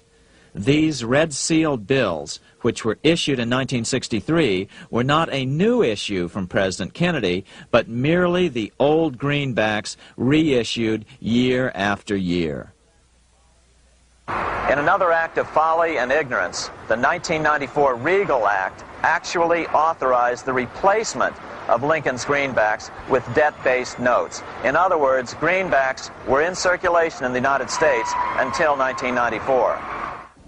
Why was silver bad for the bankers and gold good? Simple. Because silver was plentiful in the United States. It was very hard to control. Gold was, and always has been, scarce. Throughout history, it has been relatively easy to monopolize gold, but silver has historically been 15 times more plentiful. With Lincoln out of the way, the money changers' next objective was to gain complete control over America's money. This was no easy task. With the opening of the American West, silver had been discovered in huge quantities. On top of that, Lincoln's greenbacks were generally popular. Despite the European central bankers' deliberate attacks on greenbacks, they continued to circulate in the United States, in fact, until a few years ago. According to historian W. Cleon Skousen, right after the Civil War, there was considerable talk about reviving Lincoln's brief experiment with the constitutional monetary system. Had not the European Money Trust intervened, it would have no doubt become an established institution. it is clear that the concept of America printing her own debt-free money sent shockwaves throughout the European central banking elite. They watched with horror as Americans clamored for more greenbacks. They may have killed Lincoln, but support for his monetary ideas grew. On April 12, 1866, nearly 1 year to the day of Lincoln's assassination, Congress went to work at the bidding of the European central banking interests. It passed the Contraction Act, authorizing the Secretary of the Treasury to begin to retire some of the greenbacks in circulation and thereby contract the money supply. Authors Theodore R. Thorin and Richard F. Warner explained the results of the money contraction in their classic book on the subject, The Truth in Money Book. The hard times which occurred after the Civil War could have been avoided if the greenback legislation had continued as President Lincoln had intended. Instead, there were a series of money panics, what we call recessions, which put pressure on Congress to enact legislation to place the banking system under centralized control. Eventually, the Federal Reserve Act was passed on December 23, 1913. In other words, the money changers wanted two things: the reinstitution of a central bank under their exclusive control, and two, an American currency backed by gold. Their strategy was twofold. First of all, cause a series of panics to try to convince the American people that only centralized control of the money supply could provide economic stability. And secondly, remove so much money from the system that most Americans would be so desperately poor that they either wouldn't care or would be too weak to oppose the bankers. In 1866, there was $1.8 billion in currency in circulation in the United States, about $50.46 per capita. In 1867 alone, $500 million, $500 million, was removed from the U.S. money supply. 10 years later, in 1876, America's money supply was reduced to only $600 million. In other words, 2/3 of America's money had been called in by the bankers. Only $14.60 per capita remained in circulation. 10 years later, the money supply had been reduced to only $400 million, even though the population had boomed.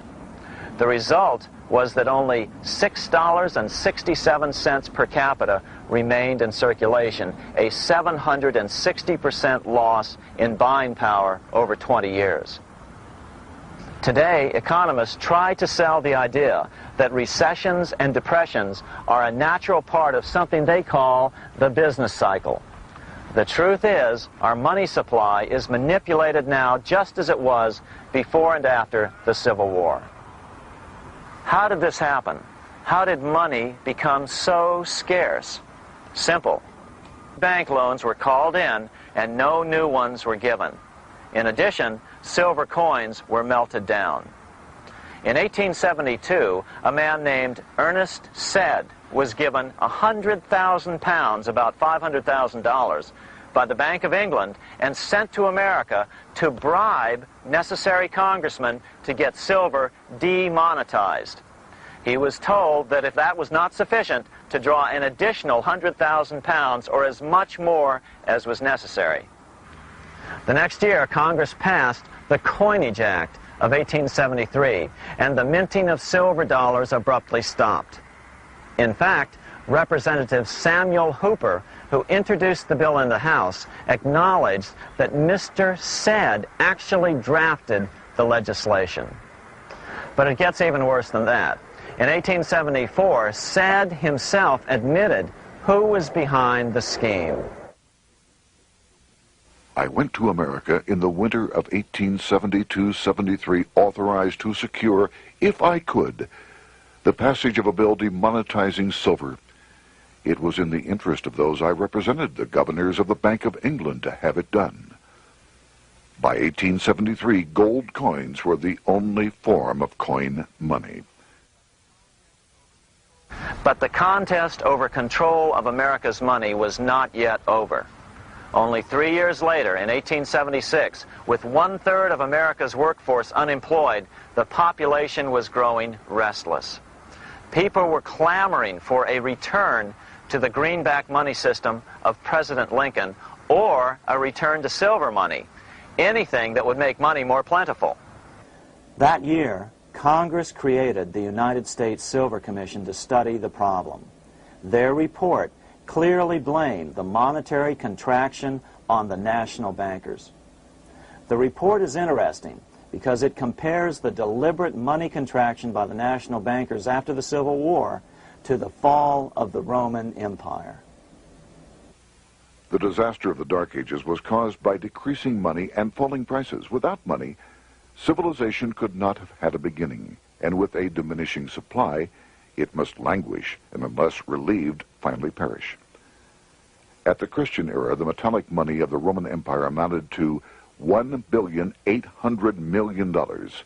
By the end of the 15th century, it had shrunk to less than $200 million. History records no other such disastrous transition as that from the Roman Empire to the Dark Ages.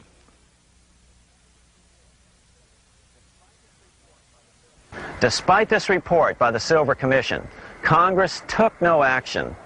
The next year, 1877, riots broke out from Pittsburgh to Chicago. The torches of starving vandals lit up the sky. The bankers huddled to decide what to do.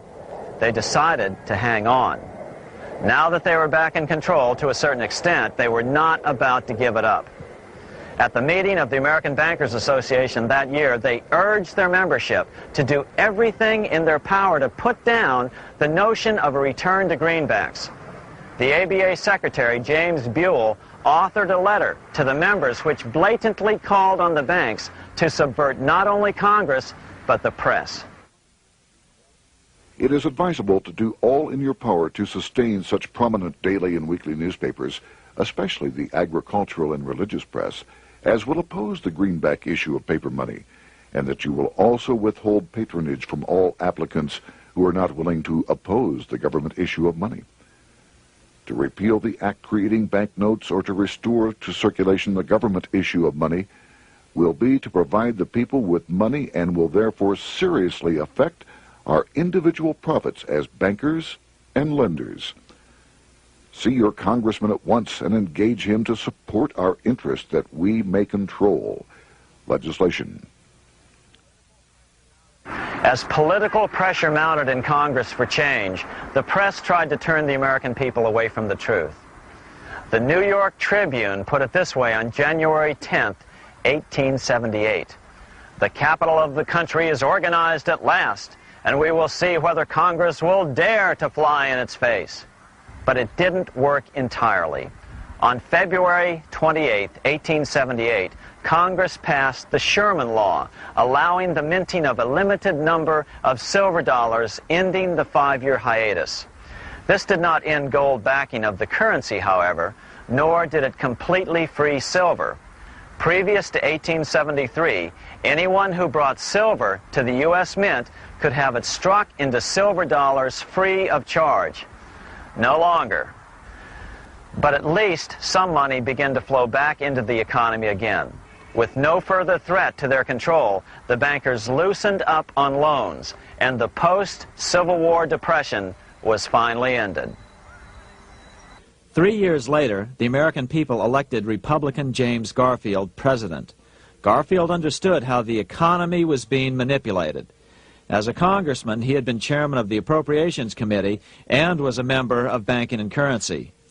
After his inauguration, he slammed the money changers publicly in 1881. Whoever controls the volume of money in any country is absolute master of all industry and commerce. And when you realize that the entire system is very easily controlled, one way or another, by a few powerful men at the top, you will not have to be told how periods of inflation and depression originate. Unfortunately, within a few weeks of making this statement, on July 2nd of 1881, President Garfield was assassinated.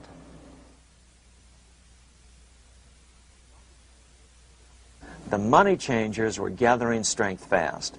They began a periodic fleecing of the flock, as they called it, by creating economic booms followed by further depressions so they could buy up thousands of homes and farms for pennies on the dollar.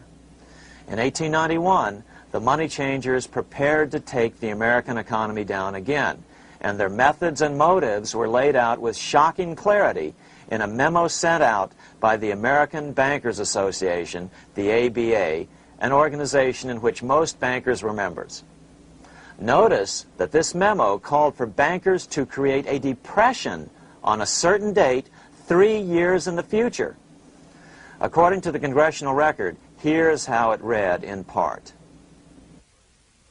On September 1st, 1894, we will not renew our loans under any consideration. On September 1st, we will demand our money. We will foreclose and become mortgagees in possession. We can take 2/3 of the farms west of the Mississippi and thousands of them east of the Mississippi as well at our price. Then the farmers will become tenants, as in England. These depressions could be controlled because America was on the gold money standard. Since gold is scarce, it's one of the easiest commodities to manipulate. People wanted silver money legalized again so they could escape the stranglehold the money changers had on gold money. People wanted silver money reinstated, reversing Mr. Said's Act of 1873, by then called the Crime of '73. By 1896, the issue of more silver money had become the central issue in the presidential campaign. William Jennings Bryan, a senator from Nebraska, ran for president as a Democrat on the free silver issue. At the Democratic National Convention in Chicago, he made an emotional speech which won him the nomination, entitled Crown of Thorns and Cross of Gold. Though Bryan was only 36 years old at the time, this speech is widely regarded as the most famous oration ever made before a political convention. In the dramatic conclusion, Bryan said, "We will answer their demand for a gold standard by saying to them, you shall not press down upon the brow of labor this crown of thorns. You shall not crucify mankind upon a cross of gold." The bankers lavishly supported the Republican candidate, William McKinley, who favored the gold standard. The resulting contest was amongst the most fiercely contested presidential races in American history. Bryan made over 600 speeches in 27 states. The McKinley campaign got manufacturers and industrialists to inform their employees that if Bryan were elected, all factories and plants would close and there would be no work.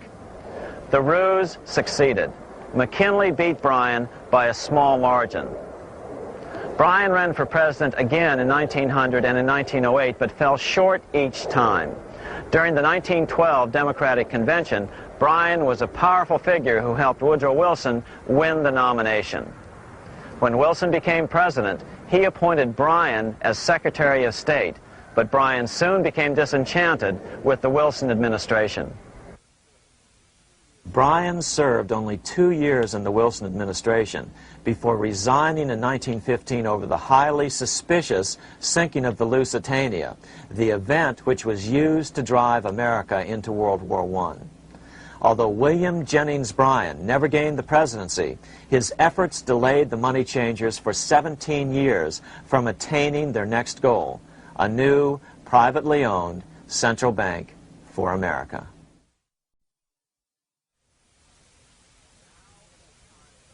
Now it was time for the money changers to get back to the business of a new private central bank for America. During the early 1900s, men like J.P. Morgan led the charge. One final panic would be necessary to focus the nation's attention on the supposed need for a central bank. The rationale was that only a central bank can prevent bank failures. Morgan was clearly the most powerful banker in America and a suspected agent for the Rothschilds. Morgan had helped finance John D. Rockefeller's Standard Oil empire. He had also helped finance the monopolies of Edward Harriman in railroads, of Andrew Carnegie in steel, and of others in numerous industries. But on top of that, J.P. Morgan's father, Junius Morgan, had been America's financial agent to the British. After his father's death, J.P. Morgan took on a British partner, Edward Grenfell, a longtime director of the Bank of England. In fact, upon Morgan's death, his estate contained only a few $1 million. The bulk of the securities most people thought he owned were, in fact, owned by others. In 1902, President Theodore Roosevelt allegedly went after Morgan and his friends by using the Sherman Antitrust Act to try to break up their industrial monopolies. Actually, Roosevelt did very little to interfere in the growing monopolization of American industry by the bankers and their surrogates. For example, Roosevelt supposedly broke up the Standard Oil monopoly, But it wasn't really broken at all. It was merely divided into 7 corporations, all still controlled by the Rockefellers. The public was aware of this thanks to political cartoonists like Thomas Nast, who referred to the bankers as the money trust. By 1907, the year after Teddy Roosevelt's re-election, Morgan decided it was time to try for a central bank again. Using their combined financial muscle, Morgan and his friends were secretly able to crash the stock market. Thousands of small banks were vastly overextended. Some had reserves of less than 1% thanks to the fractional reserve principle. Within days, bank runs were commonplace across the nation. Now Morgan stepped into the public arena and offered to prop up the faltering American economy by supporting failing banks with money he manufactured out of nothing. It was an outrageous proposal, far worse than even fractional reserve banking, but Congress let him do it. Morgan manufactured $200 million worth of this completely reserveless private money and bought things with it, paid for services with it, and sent some of it to his branch banks to lend out at interest. His plan worked. Soon, the public regained confidence in money in general and quit hoarding their currency. But as a result, banking power was further consolidated into the hands of a few large banks. By 1908, the panic was over, and Morgan was hailed as a hero by the president of Princeton University, a man by the name of Woodrow Wilson. All this trouble could be averted if we appointed a committee of 6 or 7 public-spirited men like J.P. Morgan to handle the affairs of our country. Economics textbooks would later explain that the creation of the Federal Reserve System was the direct result of the Panic of 1907. Quote, "With its alarming epidemic of bank failures, the country was fed up once and for all with the anarchy of unstable private banking," close quote. But Minnesota Congressman Charles A. Lindbergh Sr., the father of the famous aviator Lucky Lindy, later explained that the Panic of 1907 was really just a scam. Those not favorable to the money trust could be squeezed out of business and the people frightened into demanding changes in the banking and currency laws which the money trust would frame. So, since the passage of the National Bank Act of 1863, the money changers had been able to create a series of booms and busts. The purpose was not only to fleece the American public of their property, but to later claim that the banking system was basically so unstable that it had to be consolidated into a central bank once again.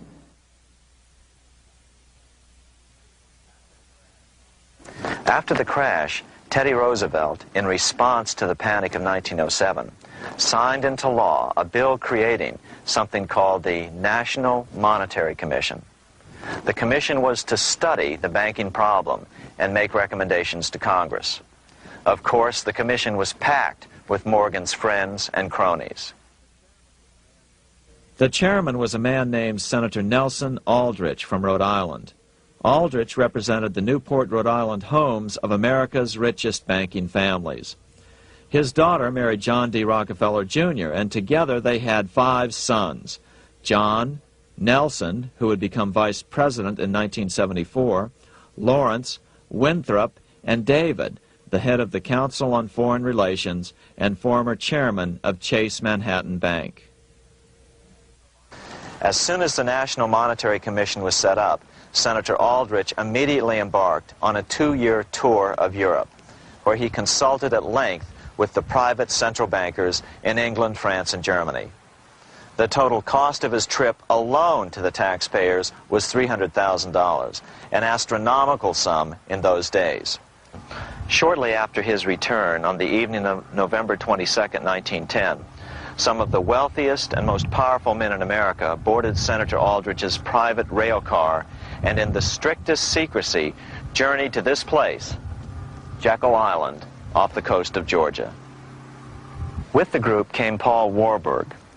Warburg had been given a $500,000 per year salary to lobby for the passage of a privately owned central bank in America by the investment firm Kuhn, Loeb and Company. Warburg's partner in this firm was a man named Jacob Schiff, the grandson of the man who shared the Greenshield house with the Rothschild family in Frankfurt. Schiff, as we'll find out later, was in the process of spending $20 million to finance the overthrow of the Tsar in Russia. These three European banking families, the Rothschilds, the Warburgs, and the Schiffs, were interconnected by marriage down through the years, just as their American banking counterparts, the Morgans, Rockefellers, and Aldriches were. Secrecy was so tight that all 7 primary participants were cautioned to use only first names to prevent servants from learning their identities.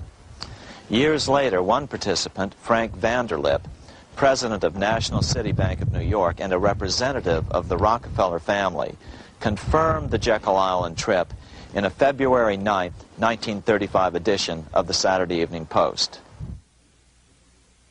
I was as secretive, indeed as furtive as any conspirator. Discovery, we knew, simply must not happen, or else all our time and effort would be wasted. If it were to be exposed that our particular group had got together and written a banking bill, that bill would have no chance whatever of passage by Congress. The participants came here to figure out how to solve their major problem, how to bring back a privately owned central bank. But there were other problems that needed to be addressed as well. First of all, the market share of the big national banks was shrinking fast. In the first 10 years of the century, the number of U.S. banks had more than doubled to over 20,000. By 1913, only 29% of all banks were national banks, and they held only 57% of all deposits. As Senator Aldrich later admitted in a magazine article, before passage of this act, the New York bankers could only dominate the reserves of New York. Now, we are able to dominate the bank reserves of the entire country. Therefore, something had to be done to bring these new banks under their control. As John D. Rockefeller put it, quote, "Competition is sin," close quote. Secondly, the nation's economy was so strong that corporations were starting to finance their expansions out of profits instead of taking out huge loans from large banks. In the first 10 years of the new century, 70% of corporate funding came from profits. In other words, American industry was becoming independent of the money changers, and that trend had to be stopped. All the participants knew that these problems could be hammered out into a workable solution, but perhaps their biggest problem was a public relations problem, the name of the new bank. That discussion took place right here in this room, one of the many conference rooms in this sprawling hotel, today known as the Jekyll Island Club Hotel. Aldrich believed that the word bank should not even appear in the name. Warburg wanted to call the legislation the National Reserve Bill or the Federal Reserve Bill. The idea here was to give the impression that the purpose of the new central bank was to stop bank runs, but also to conceal its monopoly character. However, it was Aldrich, the egotistical politician, who insisted it be called the Aldrich Bill. After 9 days at Jekyll Island, the group dispersed. The new central bank would be very similar to the old Bank of the United States. It would be given a monopoly over U.S. currency and create that money out of nothing. How does the Fed create money out of nothing? It's a four-step process. But first, a word on bonds. Bonds are simply promises to pay, or government IOUs. People buy bonds to get a secure rate of interest. At the end of the term of the bond, the government repays the bond plus interest, and the bond is destroyed. There are about $3.6 trillion worth of these loans or bonds at present. Now here's the Fed money-making process. Step 1. The Federal Open Market Committee approves the purchase of U.S. bonds on the open market. Step 2. The bonds are purchased by the Fed from whoever is offering them for sale on the open market. Step 3, the Fed pays for the bonds with electronic credits to the seller's bank, which in turn credits the seller's bank account. The trick is that these credits are based on nothing. The Fed just creates them. Step 4, the banks use these deposits as reserves. They can loan out over 10 times the amount of their reserves to new borrowers, all at interest. In this way, a Fed purchase of, say, $1 million worth of bonds gets turned into over $10 million in bank accounts. The Fed, in effect, creates 10% of this totally new money, and the banks create the other 90%. To reduce the amount of money in the economy, the process is just reversed. The Fed sells bonds to the public, and the money flows out of the purchaser's local bank. Loans must be reduced by 10 times the amount of the sale. So, a Fed sale of $1 million in bonds results in $10 million less money in the economy.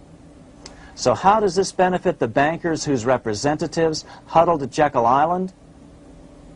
First, it totally misdirected banking reform efforts from proper solutions. Second, it prevented a proper debt-free system of government finance, like Lincoln's greenbacks, from making a comeback.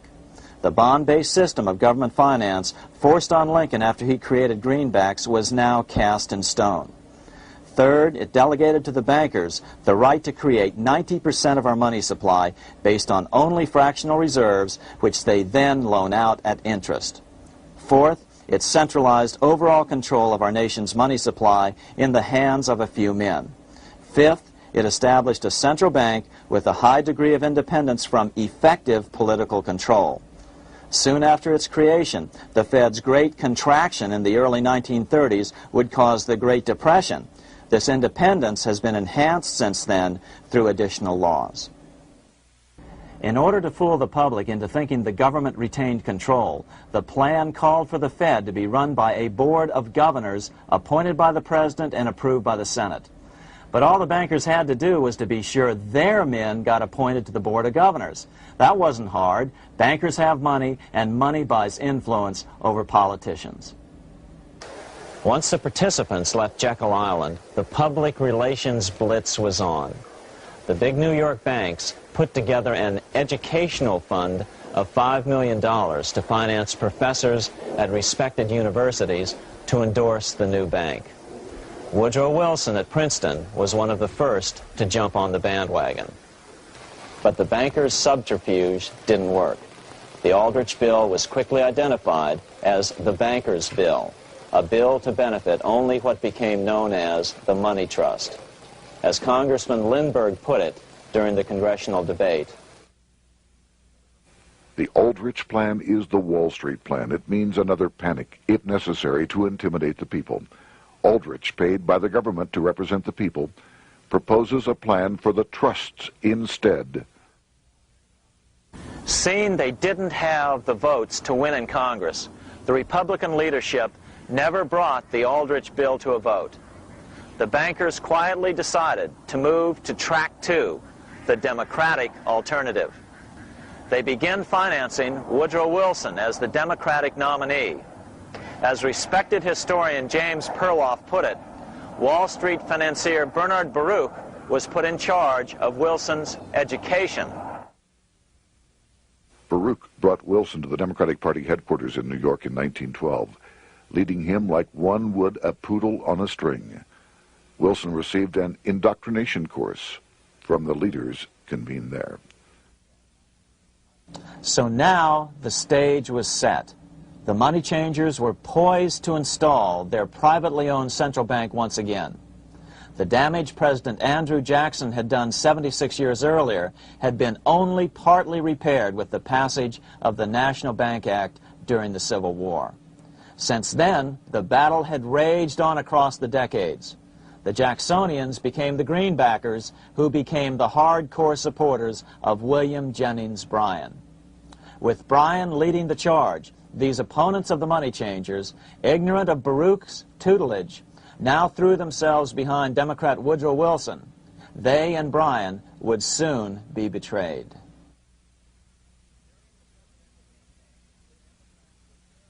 During the presidential campaign, the Democrats were careful to pretend to oppose the Aldrich bill. As Representative Lewis McFadden, himself a Democrat, as well as chairman of the House Banking and Currency Committee, explained it 20 years after the fact. The Aldrich bill was condemned in the platform.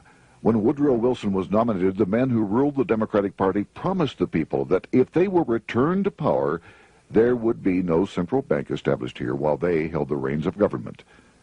13 months later, that promise was broken, and the Wilson administration, under the tutelage of those sinister Wall Street figures who stood behind Colonel House, established here in our free country the worm-eaten, monarchical institution of the King's Bank, to control us from the top downward and to shackle us from the cradle to the grave.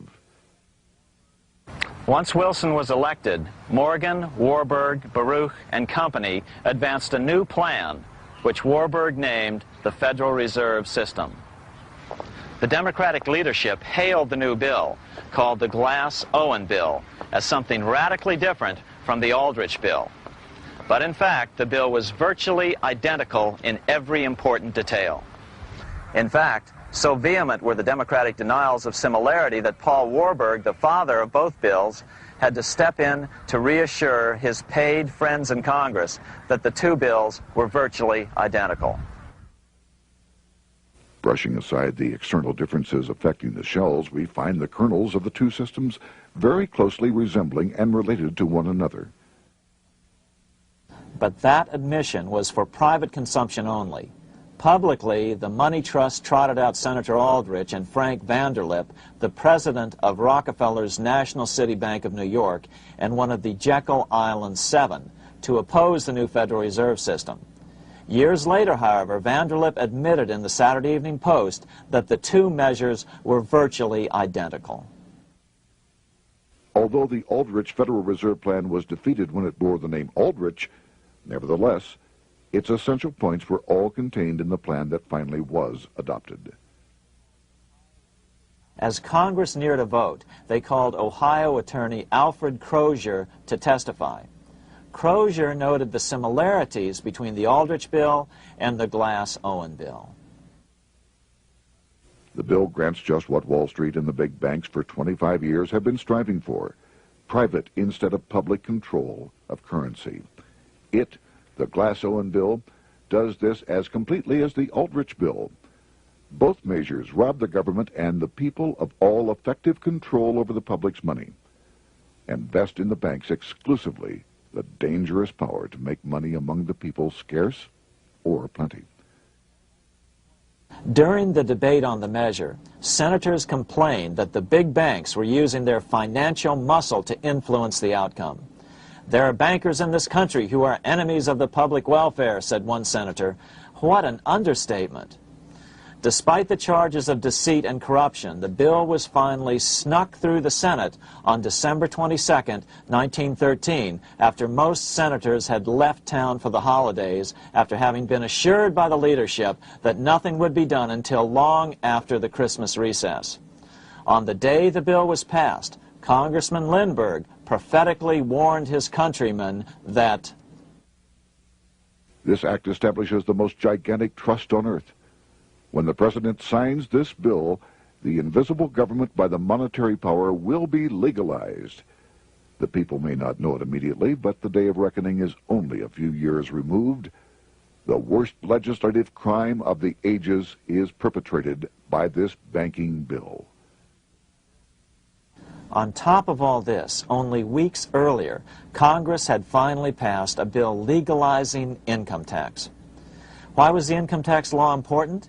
Because bankers finally had in place a system which would run up a virtually unlimited federal debt. How would the interest on this debt be repaid? Never mind the principal. Remember, a privately owned central bank creates the principal out of nothing. The federal government was small then. Up to then, it had subsisted merely on tariffs and excise taxes. No, just as with the Bank of England, the interest payments had to be guaranteed by direct taxation of the people. the money changers knew that if they had to rely on contributions from the states, eventually the individual state legislatures would revolt and either refuse to pay the interest on their own money or at least bring political pressure to bear to keep the debt small. It is interesting to note that in 1895, the Supreme Court had found a similar income tax law to be unconstitutional. The Supreme Court even found a corporate income tax law unconstitutional in 1909. As a result, Senator Aldrich hustled a bill for a constitutional amendment allowing income tax through the Congress. The proposed 16th Amendment to the Constitution was then sent to the state legislatures for approval. But some critics claim that the 16th Amendment was never ratified by the necessary 3/4 of the states. In other words, the 16th Amendment may not be legal. But the money changers were in no mood to debate the fine points. By October of 1913, Senator Aldrich had hustled the income tax bill through Congress. Without the power to tax the people directly and bypass the states, the Federal Reserve Bill would be far less useful to those who wanted to drive America deeply into their debt. A year after the passage of the Federal Reserve Bill, Congressman Lindbergh explained how the Fed created what we have come to call the business cycle and how they use it to their advantage. To cause high prices, all the Federal Reserve Board will do will be to lower the rediscount rate, producing an expansion of credit and a rising stock market. Then, when businessmen are adjusted to these conditions, it can check prosperity in mid-career by arbitrarily raising the rate of interest. It can cause the pendulum of a rising and falling market to swing gently back and forth by slight changes in the discount rate, or cause violent fluctuations by a greater rate variation. And in either case, it will possess inside information as to financial conditions and advanced knowledge of the coming change, either up or down. This is the strangest, most dangerous advantage ever placed in the hands of a special privileged class by any government that ever existed. The system is private, conducted for the sole purpose of obtaining the greatest possible profits from the use of other people's money. They know in advance when to create panics to their advantage. They also know when to stop panic. Inflation and deflation work equally well for them when they control finance. Congressman Lindbergh was correct on all points. What he didn't realize was that most European nations had already fallen prey to the central bankers decades or centuries earlier.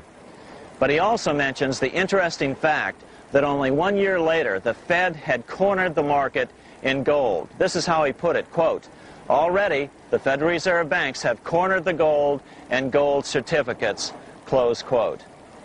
But Congressman Lindbergh was not the only critic of the Fed. Congressman Lewis McFadden, the chairman of the House Banking and Currency Committee from 1920 to 1931, remarked that the Federal Reserve Act brought about a superstate controlled by international bankers and international industrialists acting together to enslave the world for their own pleasure. Notice how McFadden saw the international character of the stockholders of the Federal Reserve. Another chairman of the House Banking and Currency Committee in the 1960s, Wright Patman from Texas, put it this way. In the United States today, we have in effect two governments. We have the duly constituted government, then we have an independent, uncontrolled, and uncoordinated government in the Federal Reserve System, operating the money powers which are reserved to Congress by the Constitution. Even the inventor of the electric light, Thomas Edison, joined the fray in criticizing the system of the Federal Reserve. If our nation can issue a dollar bond, it can issue a dollar bill. The element that makes the bond good makes the bill good also. The difference between the bond and the bill is the bond lets money brokers collect twice the amount of the bond and an additional 20%, whereas the currency pays nobody but those who contribute directly in some useful way. It is absurd to say that our country can issue $30 million in bonds and not $30 million in currency. Both are promises to pay, but one promise fattens the usurers, and the other helps the people. 3 years after the passage of the Federal Reserve Act, even President Wilson began to have second thoughts about what had been unleashed during his first term in office. We have come to be one of the worst ruled, one of the most completely controlled governments in the civilized world, no longer a government of free opinion, no longer a government by a vote of the majority, but a government by the opinion and duress of a small group of dominant men. Some of the biggest men in the United States in the field of commerce and manufacture are afraid of something.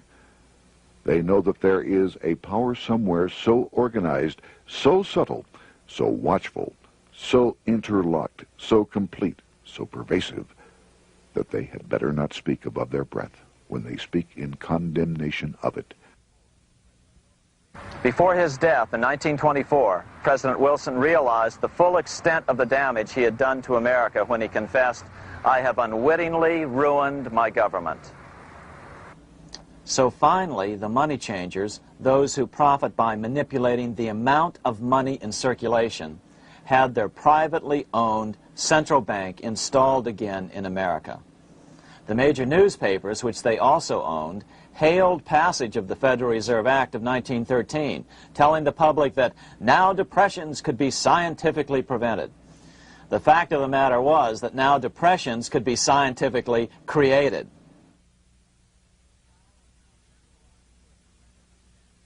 Power was now centralized to a tremendous extent. Now it was time for a war, a really big war. In fact, the First World War.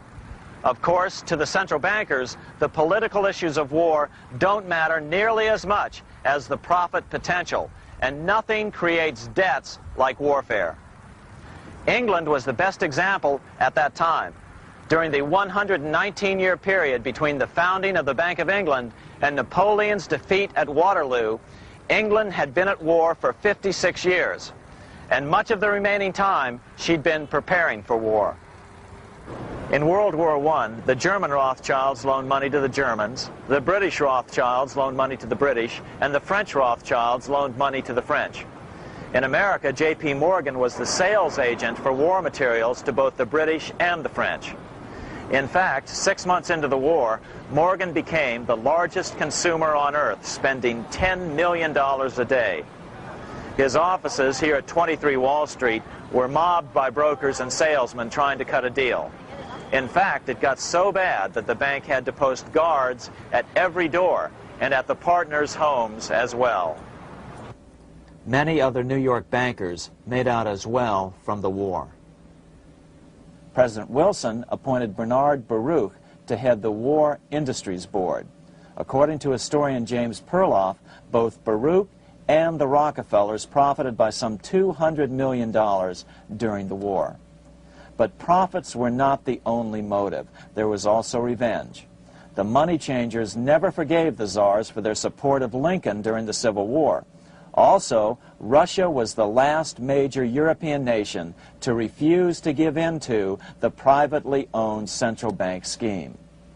3 years after World War I broke out, the Russian Revolution toppled the Tsar and installed the scourge of communism. Jacob Schiff of Kuhn Loeb and Company bragged from his deathbed that he had spent $20 million towards the defeat of the Tsar. Money was funneled from England to support the revolution as well. Why would some of the richest men in the world financially back communism, the system that was openly vowing to destroy the so-called capitalism that made them wealthy? Researcher Gary Allen explained it this way. If one understands that socialism is not a share the wealth program, but is in reality a method to consolidate and control the wealth, then the seeming paradox of super-rich men promoting socialism becomes no paradox at all. Instead, it becomes logical, even the perfect tool of power-seeking megalomaniacs. Communism, or more accurately socialism, is not a movement of the downtrodden masses, but of the economic elite. As W. Cleon Skousen put it, In his 1970 book, The Naked Capitalist, Power from any source tends to create an appetite for additional power. It was almost inevitable that the super-rich would one day aspire to control not only their own wealth, but the wealth of the whole world. To achieve this, they were perfectly willing to feed the ambitions of the power-hungry political conspirators who were committed to the overthrow of all existing governments and the establishments of a central worldwide dictatorship.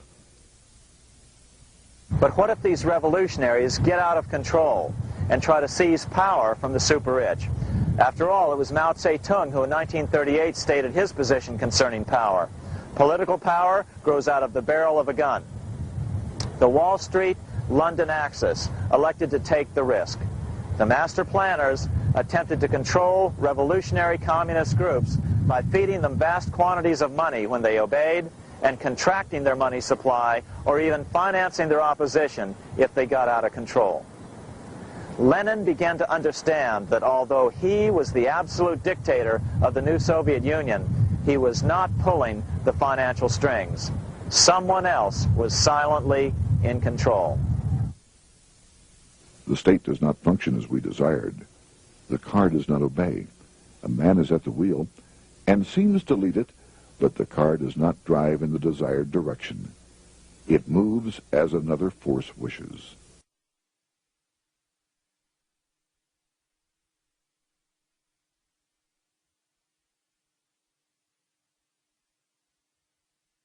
Who is behind it?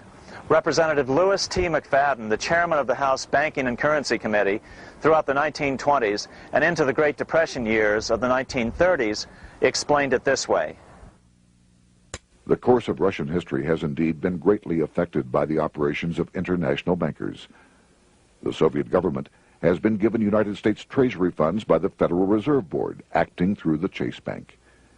England has drawn money from us through the Federal Reserve banks and has relent it at high rates of interest to the Soviet government.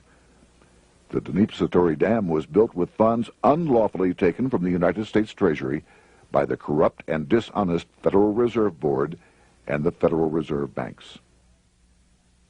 In other words, the Fed and the Bank of England, at the behest of the international bankers who controlled them, were creating a monster, one which would fuel 7 decades of unprecedented communist revolution, warfare, and most importantly, debt.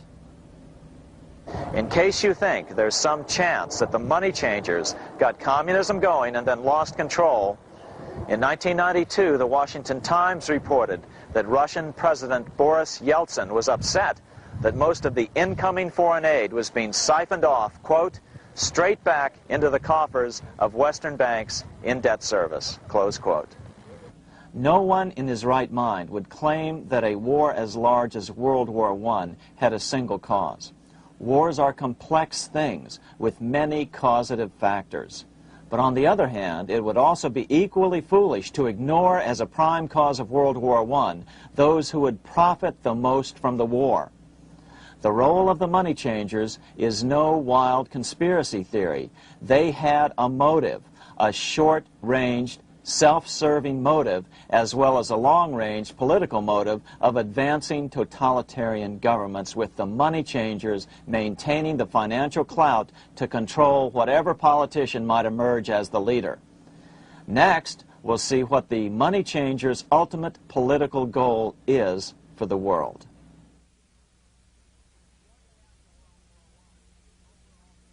Shortly after World War I, the overall political agenda of the money changers began to be clear. Now that they controlled national economies individually, the next step was the ultimate form of consolidation, world government. The new world government proposal was given top priority at the Paris Peace Conference after World War I. It was called the League of Nations. But much to the surprise of Paul Warburg and Bernard Baruch, who attended the peace conference with President Wilson, the world was not yet ready to dissolve national boundaries. Nationalism still beats strong in the human breast. For example, Lord Curzon, the British Foreign Secretary, called the League of Nations a good joke, even though it was the stated policy of the British government to support it. To the humiliation of President Wilson, the U.S. Congress wouldn't ratify the League either, despite the fact that it had been ratified by many other nations. Without money flowing from the U.S. Treasury, the League died. After World War I, the American public had grown tired of the internationalist policies of Democrat Woodrow Wilson. In the presidential election of 1920, Republican Warren Harding won a landslide victory with over 60% of the vote. Harding was an ardent foe of both Bolshevism and the League of Nations. His election, which opened a 12-year run of Republican presidents in the White House, led to an unprecedented era of prosperity known as the Roaring Twenties. Despite the fact that the war had brought America a debt 10 times larger than its Civil War debt, still the American economy surged. Gold had poured into the country during the war, and it continued to do so afterwards. In the early 1920s, the governor of this bank, the Federal Reserve Bank of New York, a man named Benjamin Strong, met frequently with the secretive and eccentric governor of the Bank of England, Montague Norman. Norman was determined to replace the gold England had lost to the U.S. during World War I and return the Bank of England to its former position of dominance in world finance. On top of that, rich with gold, the American economy might get out of control again, just like it had done after the Civil War. During the next 8 years, under the presidencies of Harding and Coolidge, the huge federal debt built up during World War I was cut by 38%, down to $16 billion, the greatest percentage drop in U.S. history.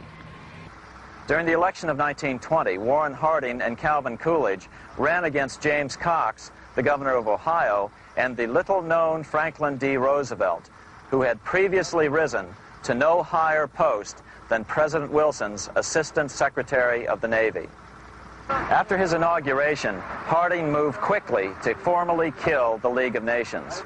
Then he quickly moved to reduce domestic taxes while raising tariffs to record heights.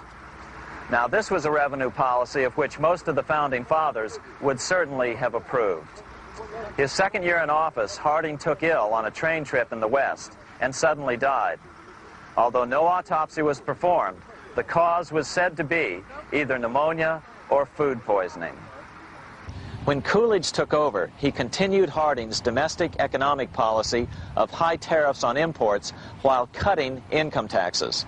As a result, the economy grew at such a rate that net revenue still increased. Now that had to be stopped. So just as they'd done so frequently before, the money changers decided it was time to crash the American economy. The Federal Reserve began flooding the country with money. They increased the money supply by 62% during these years. Money was plentiful. This is why it was known as the Roaring Twenties. Before his death in 1919, former President Teddy Roosevelt warned the American people what was going on. As reported in the March 27, 1922 edition of the New York Times, Roosevelt said, "These international bankers and Rockefeller Standard Oil interests control the majority of newspapers and the columns of these papers to club into submission or drive out of public office officials who refuse to do the bidding of the powerful, corrupt cliques which compose the invisible government." Just one day before, in the New York Times, the mayor of New York, John Hylan, quoted Roosevelt and blasted those he saw as taking control of America, its political machinery, and its press. The warning of Theodore Roosevelt has much timeliness today, for the real menace of our republic is this invisible government which, like a giant octopus, sprawls its slimy length over city, state, and nation. It seizes in its long and powerful tentacles our executive officers, our legislative bodies, our schools, our courts, our newspapers, and every agency created for the public protection. To depart from mere generalizations, let me say that at the head of this octopus are the Rockefeller Standard Oil interest and a small group of powerful banking houses generally referred to as the international bankers. The little coterie of powerful international bankers virtually run the United States government for their own selfish purposes. They practically control both parties, write political platforms, make cat's paws of party leaders, use the leading men of private organizations, and resort to every device to place in nomination for high public office only such candidates as will be amenable to the dictates of corrupt big business. These international bankers and Rockefeller Standard Oil interests control the majority of newspapers and magazines in this country. Why didn't people listen to such strong warnings and demand that Congress reverse its 1913 passage of the Federal Reserve Act? Because remember, it was the 1920s. A steady increase in bank loans contributed to a rising market. In other words, just as it is today, in times of prosperity, no one wants to worry about economic issues. But there was a dark side to all this prosperity. Businesses expanded and became strung out on credit. Speculation in the booming stock market became rampant. Although everything looked rosy, it was a castle made of sand. When all was in readiness, in April of 1929, Paul Warburg, the father of the Federal Reserve, sent out a secret advisory warning his friends that a collapse and nationwide depression was certain. In August of 1929, the Fed began to tighten money. It is not a coincidence that the biographies of all the Wall Street giants of that era, John D. Rockefeller, J.P. Morgan, Bernard Baruch, etc., all marvel that they got out of the stock market just before the crash and put all their assets in cash or gold. On October 24th, 1929, the big New York bankers called in their 24-hour broker call loans. This meant that both stockbrokers and customers had to dump their stocks on the market to cover their loans, no matter what price they had to sell them for. As a result, the market tumbled, and that day was known as Black Thursday.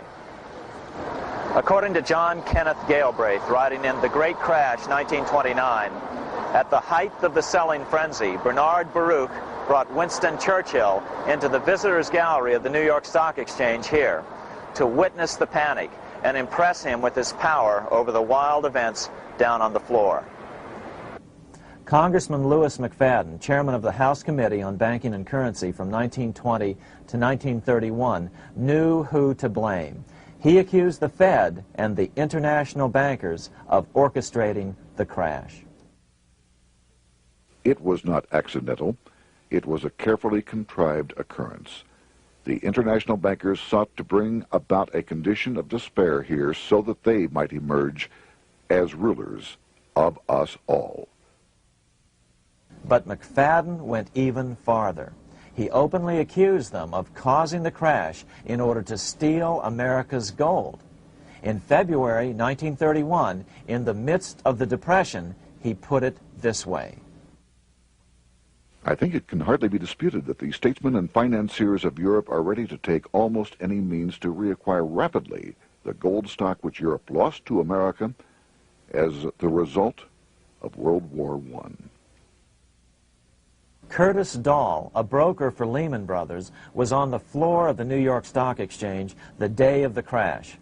In his 1970 book, FDR, My Exploited Father-in-Law, he explained that the crash was triggered by the planned sudden shortage of call money in the New York money market. Actually, it was the calculated shearing of the public by the world money powers triggered by the planned sudden shortage of call money in the New York money market. Within a few weeks, $3 billion of wealth simply seemed to vanish. Within a year, $40 billion had been lost. But did it really disappear? Or was it simply consolidated in fewer hands? And what did the Federal Reserve do? Instead of moving to help the economy out by quickly lowering interest rates to stimulate the economy, the Fed continued to brutally contract the money supply further, deepening the Depression. Between 1929 and 1933, the Fed reduced the money supply by an additional 33%. Although most Americans have never heard that the Fed was the cause of the Depression, this is well known among top economists.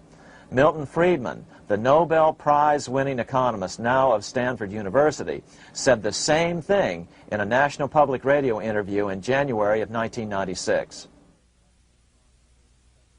The Federal Reserve definitely caused the Great Depression by contracting the amount of currency in circulation by 1/3 from 1929 to 1933. But the money lost by most Americans during the Depression didn't just vanish. It was just redistributed into the hands of those who had gotten out just before the crash and had purchased gold, which is always a safe place to put your money just before a depression. But America's money also went overseas. Incredibly, as President Hoover was heroically trying to rescue banks and prop up businesses, with millions of Americans starving as the Great Depression deepened, millions of dollars were being spent rebuilding Germany from damage sustained during World War I. 8 years before Hitler would invade Poland, Representative Louis McFadden, chairman of the House Banking and Currency Committee, warned Congress that Americans were paying for Hitler's rise to power. After World War I, Germany fell into the hands of the German international bankers. Those bankers bought her, and they now own her lock, stock, and barrel. They have purchased her industries, they have mortgages on her soil, they control her production, they control all her public utilities. The international German bankers have subsidized the present government of Germany, and they have also supplied every dollar of the money Adolf Hitler has used in his lavish campaign to build up a threat to the government of Brüning. When Brüning fails to obey the orders of the German international bankers, Hitler is brought forth to scare the Germans into submission.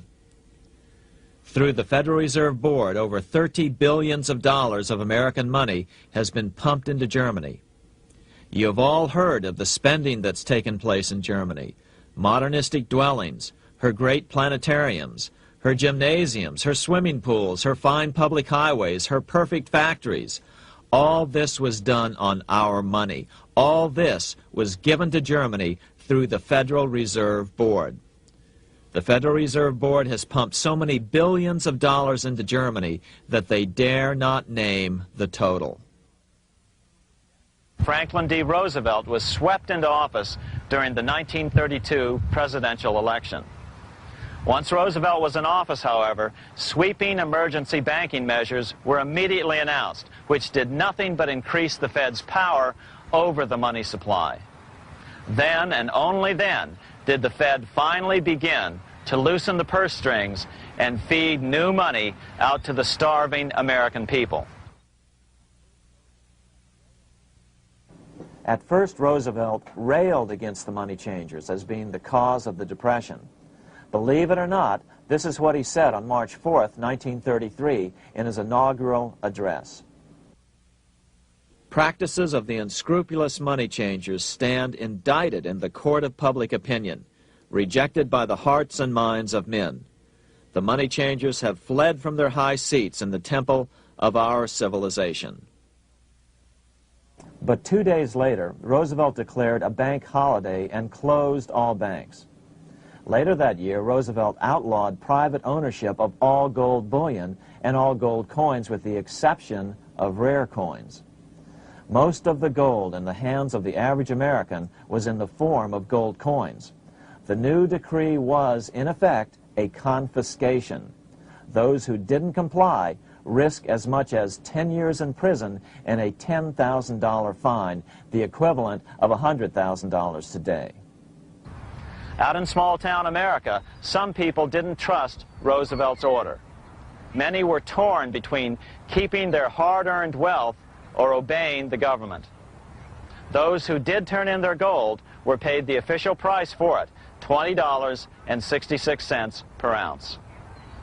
So unpopular was the confiscation order that no one anywhere in government would take credit for authoring it.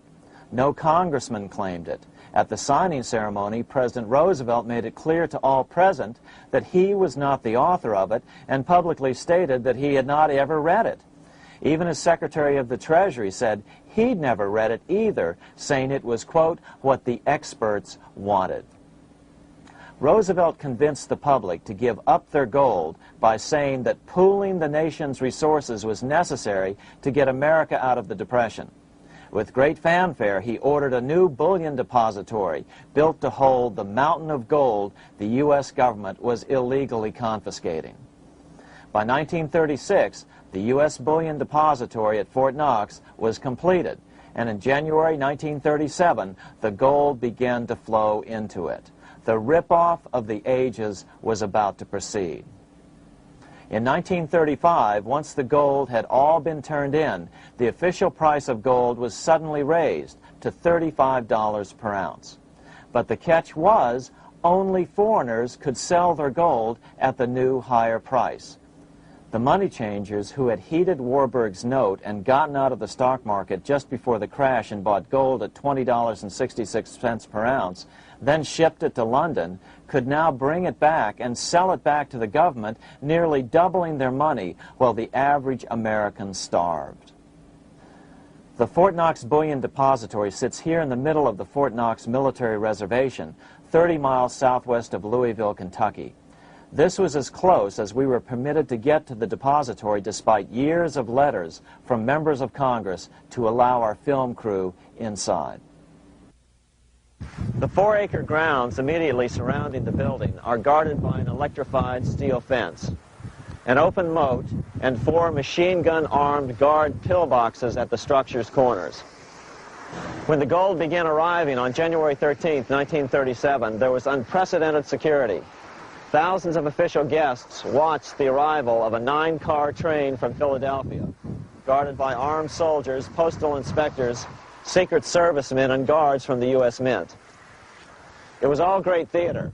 America's gold supply from across the land had been pooled, supposedly for the public benefit, and then safely tucked into Fort Knox. But all that security would soon be breached by the government itself. Now the stage was set for a really big war, one which would pile up debt far beyond that of World War I. For example, in 1944 alone, the U.S. national income was only $183 billion, yet $103 billion was spent on the war. This was 30 times the spending rate during World War I. In fact, the American taxpayer picked up 55% of the total Allied cost of the war. But equally important, virtually every nation involved in World War II greatly multiplied their debt. In the U.S., for example, federal debt went from $43 billion in 1940 up to $257 billion in 1950, an increase of 598%. Between 1940 and 1950, Japanese debt swelled 1,348%. French debt grew 583%, and Canadian debt soared 417%.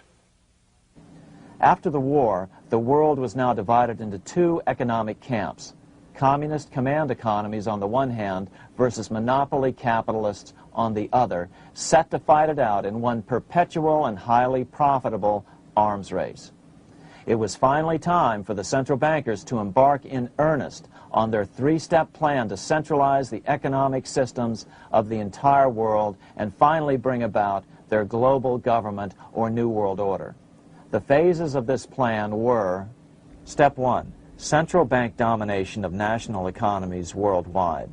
Step 2, centralize regional economies through organizations such as the European Monetary Union and regional trade unions such as NAFTA. Step 3, centralize the world economy through a world central bank, a world money, and ending national independence through abolition of all tariffs by treaties like GATT. Step 1 was completed long ago. Steps 2 and 3 are far advanced, nearing completion. What about gold? Among central banks, the largest holder of gold is now the IMF. It and central banks now control 2/3 of the world's gold supply, giving them the ability to manipulate the gold market. Remember the money changer's golden rule: he who has the gold makes the rules. But before we get into solutions to our problem, let's take a look at what happened to all that gold in Fort Knox.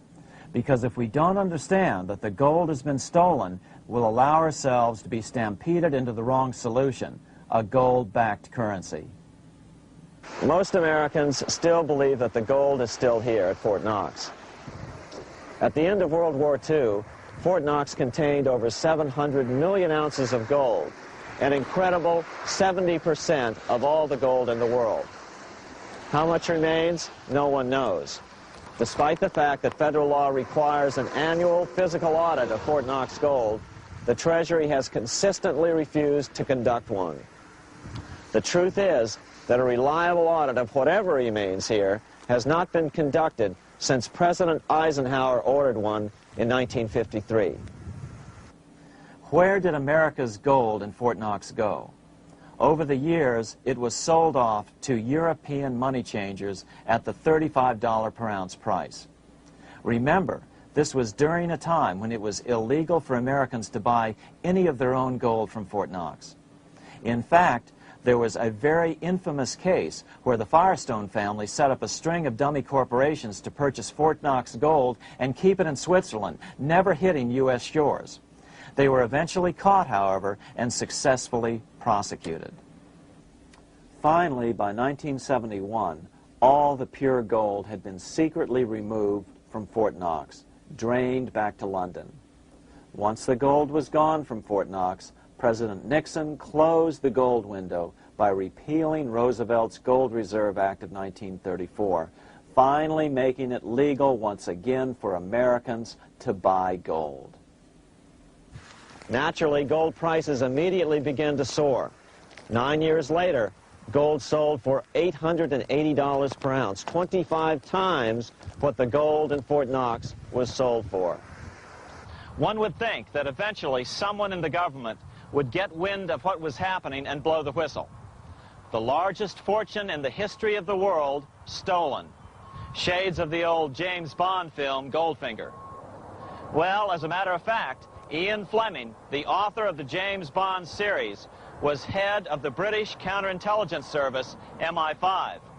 Some believe in the intelligence community that he wrote much of his fiction as a warning, as many authors of fiction do. If the removal of all the good delivery gold from Fort Knox can be viewed as a deliberate raid on the U.S. Treasury, then such an operation might well have been years in the making, namely 40 years. Certainly enough time for Fleming to get wind of it and try to prevent it. So just how did the story of the Fort Knox gold robbery get out? It all started with an article in a New York periodical in 1974. The article charged that the Rockefeller family was manipulating the Federal Reserve to sell off Fort Knox gold at bargain basement prices to anonymous European speculators. 3 days later, the anonymous source of the story, Louise Auchincloss Boyer, mysteriously fell to her death from the window of her 10th floor apartment in New York. How would Mrs. Boyer have known of the Rockefeller connection to the Fort Knox gold heist? She was the longtime secretary of Nelson Rockefeller. For the next 14 years, this man, Ed Durrell, a wealthy Ohio industrialist, devoted himself to a quest for the truth concerning the Fort Knox gold. He wrote thousands of letters to over 1,000 government and banking officials, trying to find out how much gold was really left and where the rest of it had gone. Edith Roosevelt, the granddaughter of President Teddy Roosevelt, questioned the actions of the government in a March 1975 edition of the New Hampshire Sunday News. Allegations of missing gold from our Fort Knox vaults are being widely discussed in European financial circles. But what is puzzling is that the administration is not hastening to demonstrate conclusively that there is no cause for concern over our gold treasure, if indeed it is in a position to do so. Unfortunately, Ed Durrell never did accomplish his primary goal, a full audit of the gold reserves in Fort Knox. It's incredible that the world's greatest treasure has had little accounting or auditing. This gold belonged to the American people, not the Federal Reserve and their foreign owners. One thing is certain, the government could blow all of this speculation away in a few days with a well-publicized audit under the searing lights of media cameras. It has chosen not to do so. One must conclude that they are afraid of the truth such an audit would reveal. What is the government so afraid of? Here's the answer. When President Ronald Reagan took office in 1981, his conservative friends urged him to study the feasibility of returning to a gold standard as the only way to curb government spending. It sounded like a reasonable alternative, so President Reagan appointed a group of men called the Gold Commission to study the situation and report back to Congress. What Reagan's Gold Commission reported back to Congress in 1982 was the following shocking revelation concerning gold. The U.S. Treasury owned no gold at all. All the gold that was left in Fort Knox was now owned by the Federal Reserve, a group of private bankers, as collateral against the national debt. The truth of the matter is that never before has so much money been stolen from the hands of the general public and put into the hands of a small group of private investors, the money changers.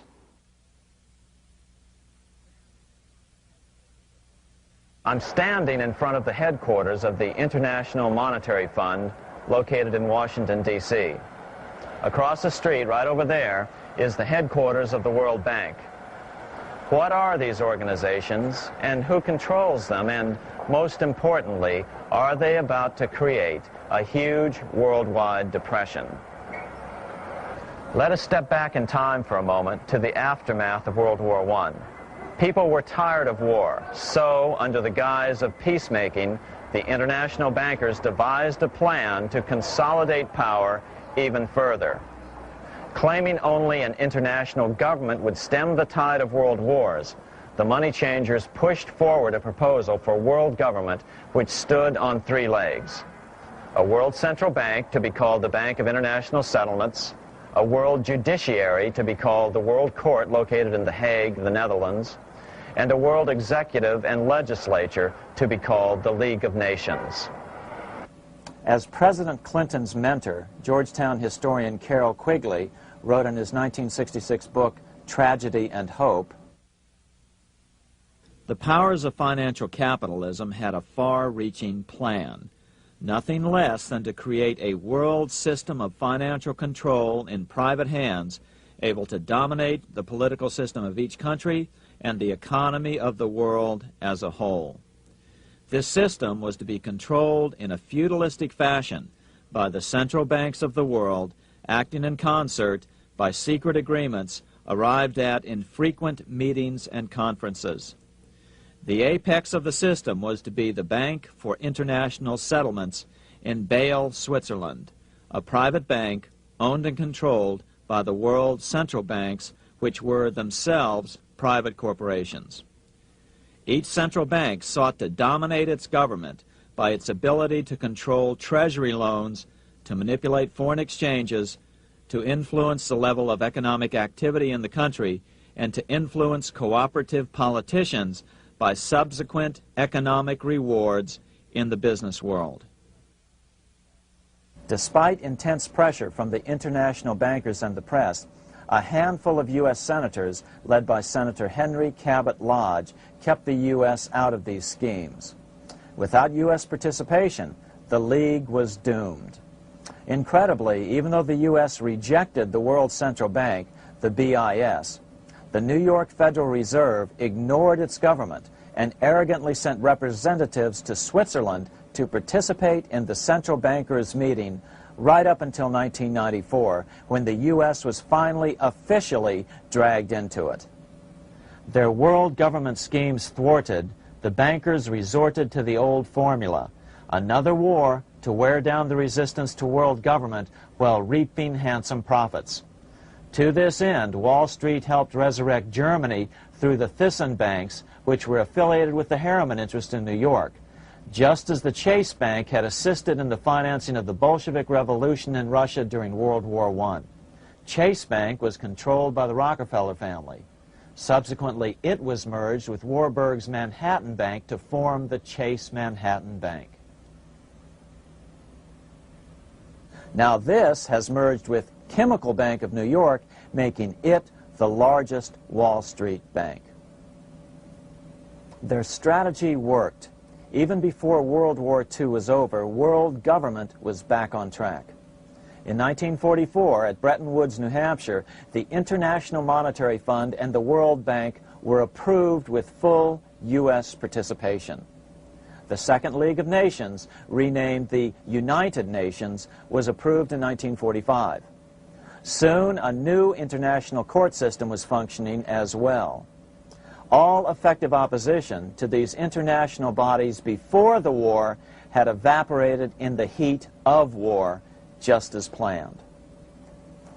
These new organizations simply repeated on a world scale what the National Banking Act of 1864 and the Federal Reserve Act of 1913 had established in the U.S. They created a banking cartel composed of the world's central banks, which gradually assumed the power to dictate credit policies to the banks of all the nations. For example, just as the Federal Reserve Act authorized the creation of a new national fiat currency called Federal Reserve Notes, the IMF has been given the authority to issue a world fiat money called Special Drawing Rights, or SDRs. To date, the IMF has created in excess of $30 billion worth of SDRs. Member nations are being pressured to make their currencies fully exchangeable for SDRs. In 1968, Congress approved laws authorizing the Fed to accept SDRs as reserves in the U.S. and to issue Federal Reserve notes in exchange for SDRs. What does that mean? It means that in the U.S., SDRs are already a part of our lawful money. And what about gold? SDRs are already partially backed by gold. And with 2/3 of world gold now in the hands of central banks, the money changers can go about structuring the world's economic future in whichever way they deem most profitable. Keep in mind, just as the Fed is controlled by its Board of Governors, the IMF is controlled by its Board of Governors, which are either the heads of the different central banks or the heads of the various national treasury departments dominated by their central banks. Voting power in the IMF gives the U.S. and the U.K., that is to say the Fed and the Bank of England, effective control. Just as the Fed controls the amount of money in the U.S., the BIS, IMF, and World Bank control the money supply for the world.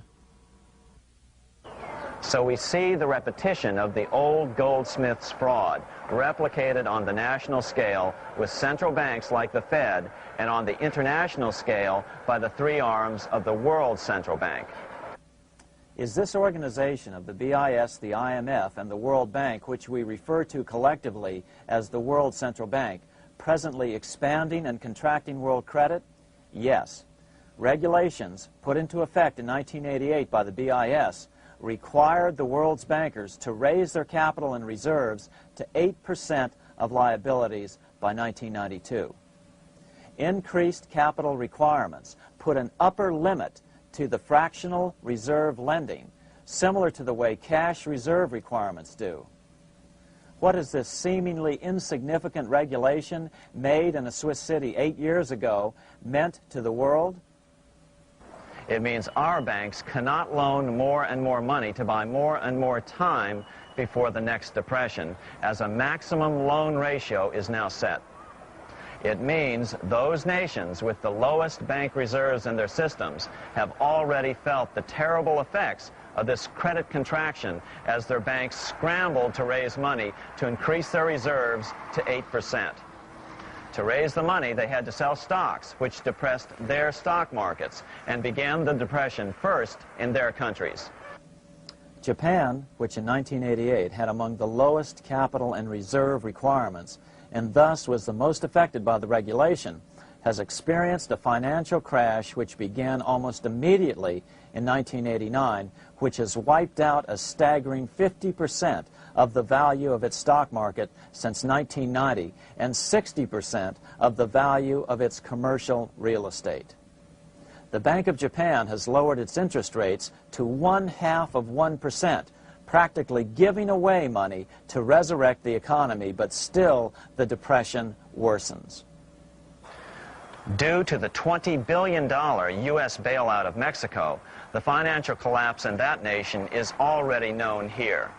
Yet despite the bailout, the economy continues to be a disaster.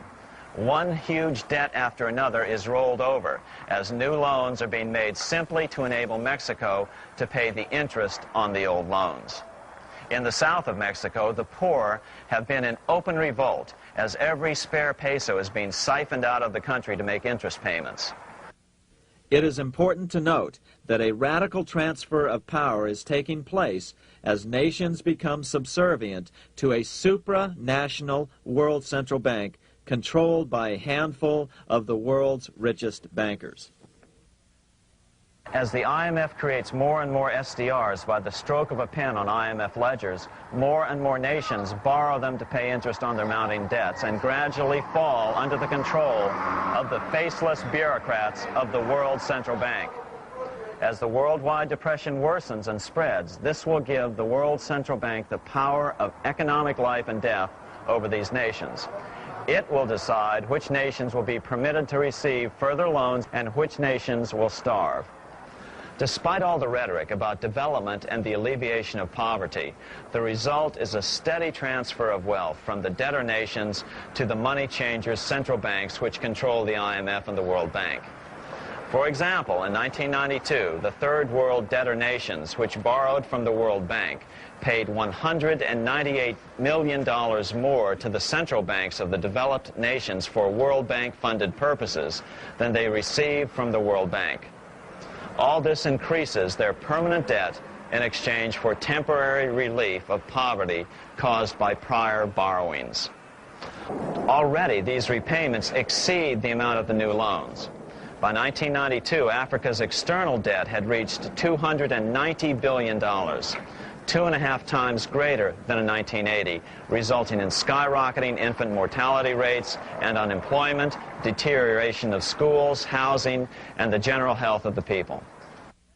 The entire world faces the immeasurable suffering already destroying the Third World and now Japan, all for the benefit of the money changers. As one prominent Brazilian politician put it, "The Third World War has already started. It is a silent war, not for that reason any less sinister. The war is tearing down Brazil, Latin America, and practically all the Third World. Instead of soldiers dying, there are children.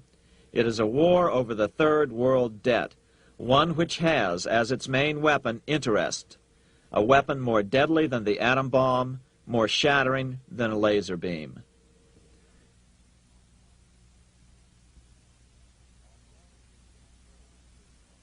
Although it would be absurd to ignore the pivotal role played by influential families such as the Rothschilds, the Warburgs, the Schiffs, the Morgans, and the Rockefellers in any review of the history of central banking and fractional banking, keep in mind, by now, central banks and the large commercial banks are up to 3 centuries old and deeply entrenched in the economic life of many nations.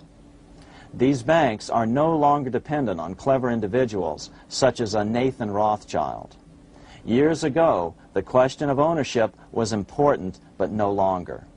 For example, both the Bank of England and the Bank of France were nationalized after World War II, and nothing changed, nothing at all. They endure and continue to grow, now protected by numerous laws, paid politicians, and mortgaged media, untouched by the changing of generations. 3 centuries have given them an aura of respectability. The old school tie is now worn by the 6th generation son, who's been raised in a system that he may never question as he is named to serve on the governing boards of countless philanthropic organizations. To focus attention today on individuals or families, or to attempt to sort out the current holders of power, serves little useful purpose and would be a distraction from the cure. The problem is far bigger than that. It is the corrupt banking system that was and is being used to consolidate vast wealth into fewer and fewer hands that is our current economic problem. Change the names of the main players now, and the problem will neither go away nor even miss a beat. Likewise, among the hordes of bureaucrats working in the World Bank, central banks, and international banks, only a tiny fraction have any idea of what's really going on. No doubt they'd be horrified to learn that their work is contributing to the terrible impoverishment and gradual enslavement of mankind to a few incredibly rich plutocrats. So really, there's no use in emphasizing the role of individuals anymore. And the problem even transcends the normal spectrum of political right and left. Both communism and socialism, as well as monopoly capitalism, have been used by the money changers. Today, they profit from either side of the new political spectrum. The big government welfare state on the so-called left wing versus the neoconservative laissez-faire capitalists who want big government totally out of their lives on the right wing. Either way, the bankers win. Monetary reform is the most important political issue facing this nation. That clarified, let's proceed to the conclusions in the spirit Lincoln declared, with malice towards none, with charity towards all. At the start of this video, we ask a number of troubling questions. Let's be sure we've answered them. What's going on in America today? Why are we over our heads in debt? Why can't the politicians bring debt under control? Why are we over our heads in debt? Because we're laboring under a debt money system that is designed and controlled by private bankers. Now, some will argue that the Federal Reserve System is a quasi-governmental agency. But the President appoints only 2 of the 7 members of the Federal Reserve Board of Governors every 4 years. And he appoints them to 14-year terms, far longer than his own. The Senate does confirm those appointments, but the whole truth is that the President wouldn't dare appoint anyone to that board of whom Wall Street does not approve. Of course, this does not preclude the possibility that some honorable men may be appointed to the Board of Governors. But the fact is that the Fed is specifically designed to operate independently of our government, as are nearly all other central banks. Some argue that the Fed promotes monetary stability. We saw the current head of the Bank of England, Eddie George, claim that this was the most important role of a central bank. In fact, the Fed's record of stabilizing the economy shows it to be a miserable failure in this regard. Within the first 25 years of its existence, the Fed caused 3 major economic downturns, including the Great Depression, and for the last 30 years has shepherded the American economy into a period of unprecedented inflation. Again, this is not some wild conspiracy theory. It's a well-known fact among top economists. As Nobel Prize-winning economist Milton Friedman put it, the stock of money, prices, and output was decidedly more unstable after the establishment of the Federal Reserve System than before. The most dramatic period of instability in output was, of course, the period between the 2 wars, which includes the severe monetary contractions of 1920-21, 1929-33, and 1937-38. No other 20-year period in American history contains as many as 3 such severe contractions. This evidence persuades me that at least a third of the price rise during and just after World War I is attributable to the establishment of the Federal Reserve System, and that the severity of each of the major contractions, 1920-21, 1929-33, and 1937-38, is directly attributable to acts of commission and omission by the reserve authorities. Any system which gives so much power and so much discretion to a few men so that mistakes, excusable or not, can have such far-reaching effects is a bad system. It is a bad system to believers in freedom just because it gives a few men such power without any effective check by the body politic. This is the key political argument against an independent central bank. To paraphrase Clemenceau, money is much too serious a matter to be left to the central bankers. We must learn from our history before it is too late. Why can't politicians control the federal debt? Because all our money is created out of debt. Again, it's a debt money system. Our money is created initially by the purchase of U.S. bonds. The public buys bonds like savings bonds, the banks buy bonds, foreigners buy bonds, and when the Fed wants to create more money in the system, it buys bonds, but pays for them with a simple bookkeeping entry which it creates out of nothing. Then this new money, created by the Fed, is multiplied by a factor of 10 by the banks thanks to the fractional reserve principle. So although the banks don't create currency, they do create checkbook money or deposits by making new loans. They even invest some of this created money. In fact, over $1 trillion of this privately created money has been used to purchase U.S. bonds on the open market, which provides the banks with roughly $50 billion in interest, risk-free, each year, less the interest they pay to some depositors. In this way, through fractional reserve lending, banks create over 90% of the money and therefore cause over 90% of our inflation. What can we do about all this? Fortunately, there's a way to fix the problem fairly easily, speedily, and without any serious financial problems. We can get our country totally out of debt in 1 to 2 years by simply paying off these U.S. bonds with debt-free U.S. notes, just like Lincoln issued. Of course, that by itself would create tremendous inflation, since our currency is presently multiplied by the fractional reserve banking system.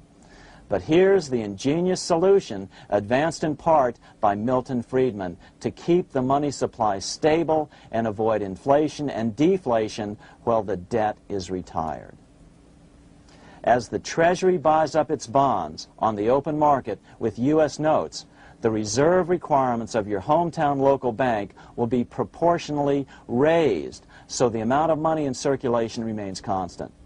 As those holding bonds are paid off in U.S. notes, they will deposit this money, thus making available the currency then needed by the banks to increase their reserves. Once all the U.S. bonds are replaced with U.S. notes, banks will be at 100% reserve banking instead of the fractional reserve system currently in use. From this point on, the former Fed buildings will only be needed as a central clearinghouse for checks and as vaults for U.S. notes. The Federal Reserve Act will no longer be necessary and could be repealed. Monetary power can be transferred back to the Treasury Department. There would be no further creation or contraction of money by banks. By doing it this way, our national debt can be paid off in a single year or so, and the Fed and fractional reserve banking abolished without national bankruptcy, financial collapse, inflation or deflation, or any significant change in the way the average American goes about his business. To the average person, the primary difference would be that for the first time since the Federal Reserve Act was passed in 1913, taxes would begin to go down. Now there's a real national blessing for you, rather than for Hamilton's banker friends. Now let's take a look at these proposals in more detail. Here are the main provisions of a Monetary Reform Act which needs to be passed by Congress. We've drafted a proposed Monetary Reform Act which follows at the end of this tape. Of course, variations with the same results would be equally welcome. 1. Pay off the debt with debt-free U.S. notes. As Thomas Edison put it, if the U.S. can issue a dollar bond, it can issue a dollar bill. They both rest purely on the faith and credit of the United States government. This amounts to a simple substitution of one type of government obligation for another. One bears interest, the other doesn't.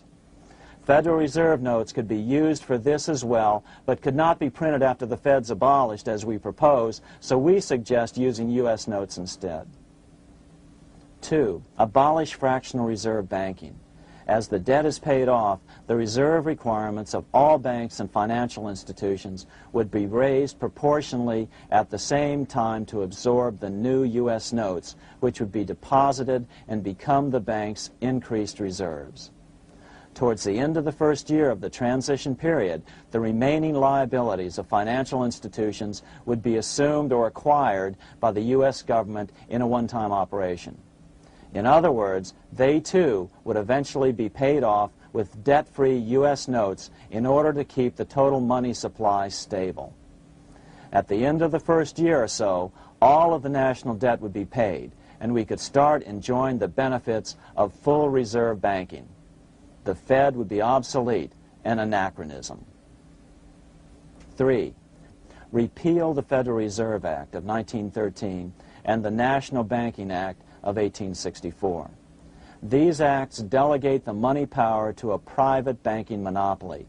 They must be repealed, and the money power handed back to the Department of Treasury, where they were initially under President Abraham Lincoln. No banker or person in any way affiliated with financial institutions should be allowed to regulate banking. After the first two reforms, these acts would serve no useful purpose anyway, since they relate to a fractional reserve banking system. 4. Withdraw the U.S. from the IMF, the BIS, and the World Bank. These institutions, like the Federal Reserve, are designed to further centralize the power of the international bankers over the world's economy, and the U.S. must withdraw from them. Their harmless functions, such as currency exchange, can be accomplished either nationally or in new organizations limited to those functions. Such a monetary reform act would guarantee that the amount of money in circulation would stay very stable, causing neither inflation nor deflation. Remember, for the last 3 decades, the Fed has doubled the American money supply every 10 years. That fact and fractional reserve banking are the real causes of inflation and the reduction in our buying power, a hidden tax. These and other taxes are the real reasons both parents now have to work just to get by. The money supply should increase slowly to keep prices stable, roughly in proportion to population growth, about 3% per year, not at the whim of a group of bankers meeting in secret. In fact, all future decisions on how much money will be in the American economy must be made based on statistics of population growth and the price level index. The new monetary regulators and the Treasury Department, perhaps called the Monetary Committee, would have absolutely no discretion in this matter except in time of declared war. This would ensure a steady, stable money growth of roughly 3% per year, resulting in stable prices and no sharp changes in the money supply. To make certain the process is completely open and honest, all deliberations would be public, not secret, as meetings of the Fed's Board of Governors are today. How do we know this will work? Because these steps remove the 2 major causes of economic instability, the Fed and fractional reserve banking, and the newest one as well, the BIS, Bank of International Settlements. But most importantly, the danger of a severe depression would be eliminated. Let's listen to Milton Friedman on the single cause of severe economic depressions. I know of no severe depression in any country or any time that was not accompanied by a sharp decline in the stock of money, and equally of no sharp decline in the stock of money that was not accompanied by a severe depression. Issuing our own currency is not a radical solution. It's been advocated by Presidents Jefferson, Madison, Jackson, Van Buren, and Lincoln. But it's been used at different times throughout Europe as well. Perhaps the best example is one of the small islands off the coast of France in the English Channel. Called Guernsey, It's been using debt-free money issues to pay for large building projects for nearly 200 years. Here we are on Guernsey, and this is the Guernsey Flower and Vegetable Market. Guernsey is one of the most successful examples of just how well a debt-free money system can work. In 1815, a committee was appointed to investigate how best to finance this new market. The impoverished island could not afford more new taxes, so the state's fathers decided to try a revolutionary idea: issue their own paper money. They were just colorful paper notes, backed by nothing, but the people of this tiny island agreed to accept them and trade with them. To be sure they circulated widely, they were declared to be good for the payment of taxes. Of course, this idea was nothing new. It was exactly what America had done before the American Revolution, and there are many other examples throughout the world. But it was new to Guernsey, and it worked miracles. This market is still in use, and remember, it was built for no debt to the people of this island state. But what if we follow Guernsey's example? How would the bankers react to these reforms? Certainly the international bankers' cartel will oppose reforms that do away with their control of the world's economies as they have in the past. But it is equally certain that Congress has the constitutional authority and responsibility to authorize the issuance of debt-free money, U.S. notes, and to reform the very banking laws it ill-advisedly enacted.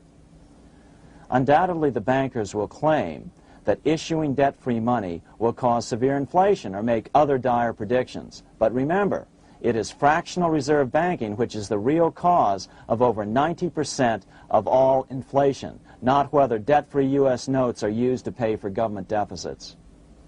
In the current system, any spending excesses on the part of Congress are turned into more debt bonds, and the 10% purchased by the Fed are then multiplied many times over by the bankers, causing over 90% of all inflation.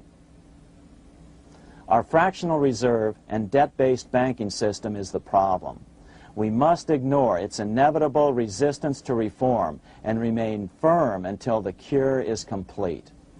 As the director of the Bank of England in the 1920s, Sir Josiah Stamp put it, referring to this modern fractional reserve banking system, "Banking is conceived in iniquity and born in sin. Bankers own the earth. Take it away from them, but leave them the power to create money and control credit, and with the flick of a pen, they will create enough money to buy it back again. Take this great power away from the bankers, and all great fortunes like mine will disappear, and they ought to disappear, for this would be a better and happier world to live in. But if you want to continue the slaves of bankers and pay the cost of your own slavery, let them continue to create money and to control credit." Americans are slowly figuring this out. Today, over 3,200 cities and counties have endorsed the proposal of a non-profit organization called Sovereignty. The Sovereignty movement calls for Congress to authorize the Secretary of the Treasury to issue $90 billion per year of U.S. notes, not Federal Reserve notes nor debt-based bonds, to loan money interest-free to cities, counties, and school districts for needed capital improvements. Remarkably, and to their praise, the Community Bankers Association of Illinois, representing 515 member banks, has endorsed this sovereignty proposal, a good step in the right direction. As Milton Friedman has repeatedly pointed out, no severe depression can occur without a severe contraction of money. In our system, only the Fed, the Bank of International Settlements, with U.S. bankers' cooperation, or a combination of the largest Wall Street banks could cause a depression. In other words, our economy is so huge and resilient, a depression just can't happen by accident. Unless we reform our banking system, they will always have that power. They can pull the plug on our economy anytime they choose. The only solution is to abolish the Fed and the fractional reserve banking system and withdraw from the BIS. Only that will break the power of the international bankers over our economy. And keep in mind, a stock market crash itself cannot cause a severe depression. Only the severe contraction of our money supply can cause a severe depression. The stock market crash of 1929 only wiped out market speculators, mostly the small to medium ones, resulting in $3 billion in wealth changing hands. But it served as a smokescreen for a 33% contraction in credit by the Fed over the next 4 years, which resulted in over $40 billion in wealth from the American middle class being transferred to the big banks. Then, despite impotent howls of protest from a divided Congress, the independent Fed kept the money supply contracted for a full decade. Only World War II ended the terrible suffering the Fed inflicted on the American people. In a depression, the remaining wealth of the debt-burdened American middle class will be wiped out by unemployment, declining wages, and the resulting foreclosures. If we start to act to reform our monetary system, the money changers may do what they did in 1929 and then the 1930s, crash the stock market and use that as a smokescreen while contracting the money supply. But if we're determined to fight to regain control over our money, we can come out of it fairly quickly, perhaps in only a very few months, as U.S. notes begin to circulate and replace the money withdrawn by the bankers. The longer we wait, the greater the danger we'll permanently lose control of our nation. But some still wonder why the international bankers would want to cause a depression. Wouldn't that be killing the goose that is currently laying all those golden interest eggs? Remember what Larry Bates said at the first of this videotape. You see, in periods of economic upheaval, in economic crisis, wealth is not destroyed. It is merely transferred. Do we have any hints as to what the money changers have in store for us? Here's what David Rockefeller, the chairman of Chase Manhattan Bank, the largest Wall Street bank, had to say. We are on the verge of a global transformation. All we need is the right major crisis and the nation will accept the New World Order. So, crisis is needed to fulfill their plans quickly. The only question is when the crisis will occur. Fortunately, we probably have a little time. It's unlikely that this crisis will occur before the 1996 elections, but after that, the danger begins rising. But whether or not they decide to cause a crash or a depression through relentless increases in taxes and the loss of hundreds of thousands of jobs being sent overseas thanks to trade agreements such as GATT and NAFTA, the American middle class is an endangered species. Cheaper labor, including slave labor in Red China, which Harry Wu has heroically documented, is being used to compete with American labor. In other words, money is being consolidated in fewer and fewer hands as never before in the history of this nation or the world. Without reform, the American middle class will soon be extinct, leaving only the very rich few and the very many poor, as has already occurred in most of the world. We've been warned of all this by congressmen, presidents, industrialists, and economists down through the years. Religious leaders, too, have seen the danger.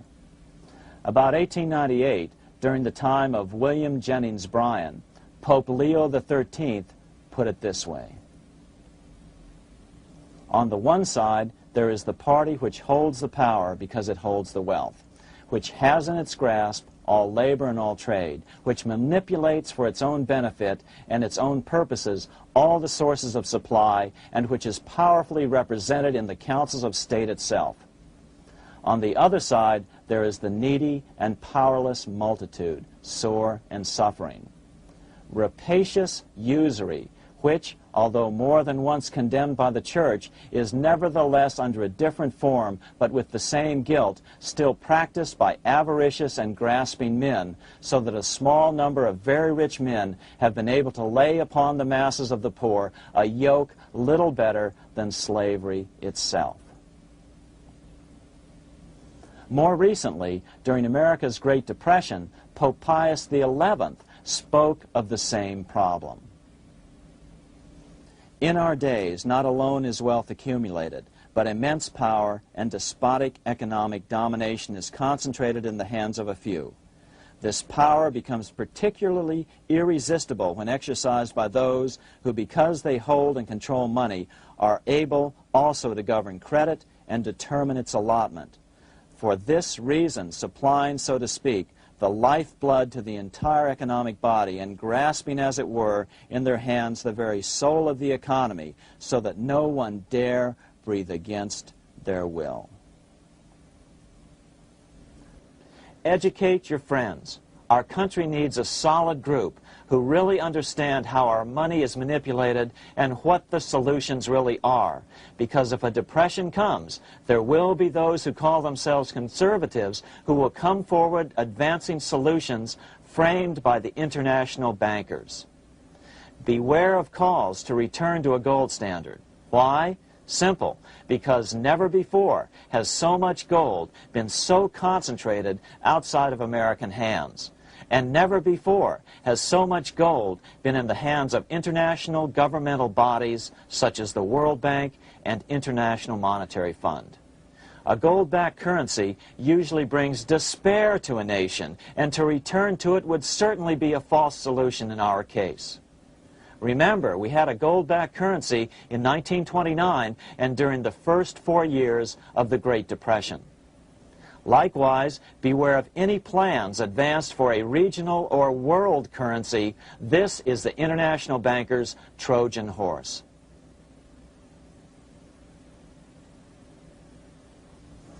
Educate your member of Congress. It only takes a few persuasive members to make the others pay attention. Most congressmen just don't understand the system. Some understand it, but are so influenced by bank PAC contributions that they ignore it, not realizing the gravity of their neglect. We hope we've made a valuable contribution to the national debate on monetary reform. It remains for each man to do his duty, consistent with his state in life. May God give us the light to help reform our nation and ourselves. We say ourselves because ultimately vast multitudes of men are going to be driven more and more to desperation by the accumulation of the world's wealth in fewer and fewer hands. Men will tend to become like their oppressors, selfish and greedy.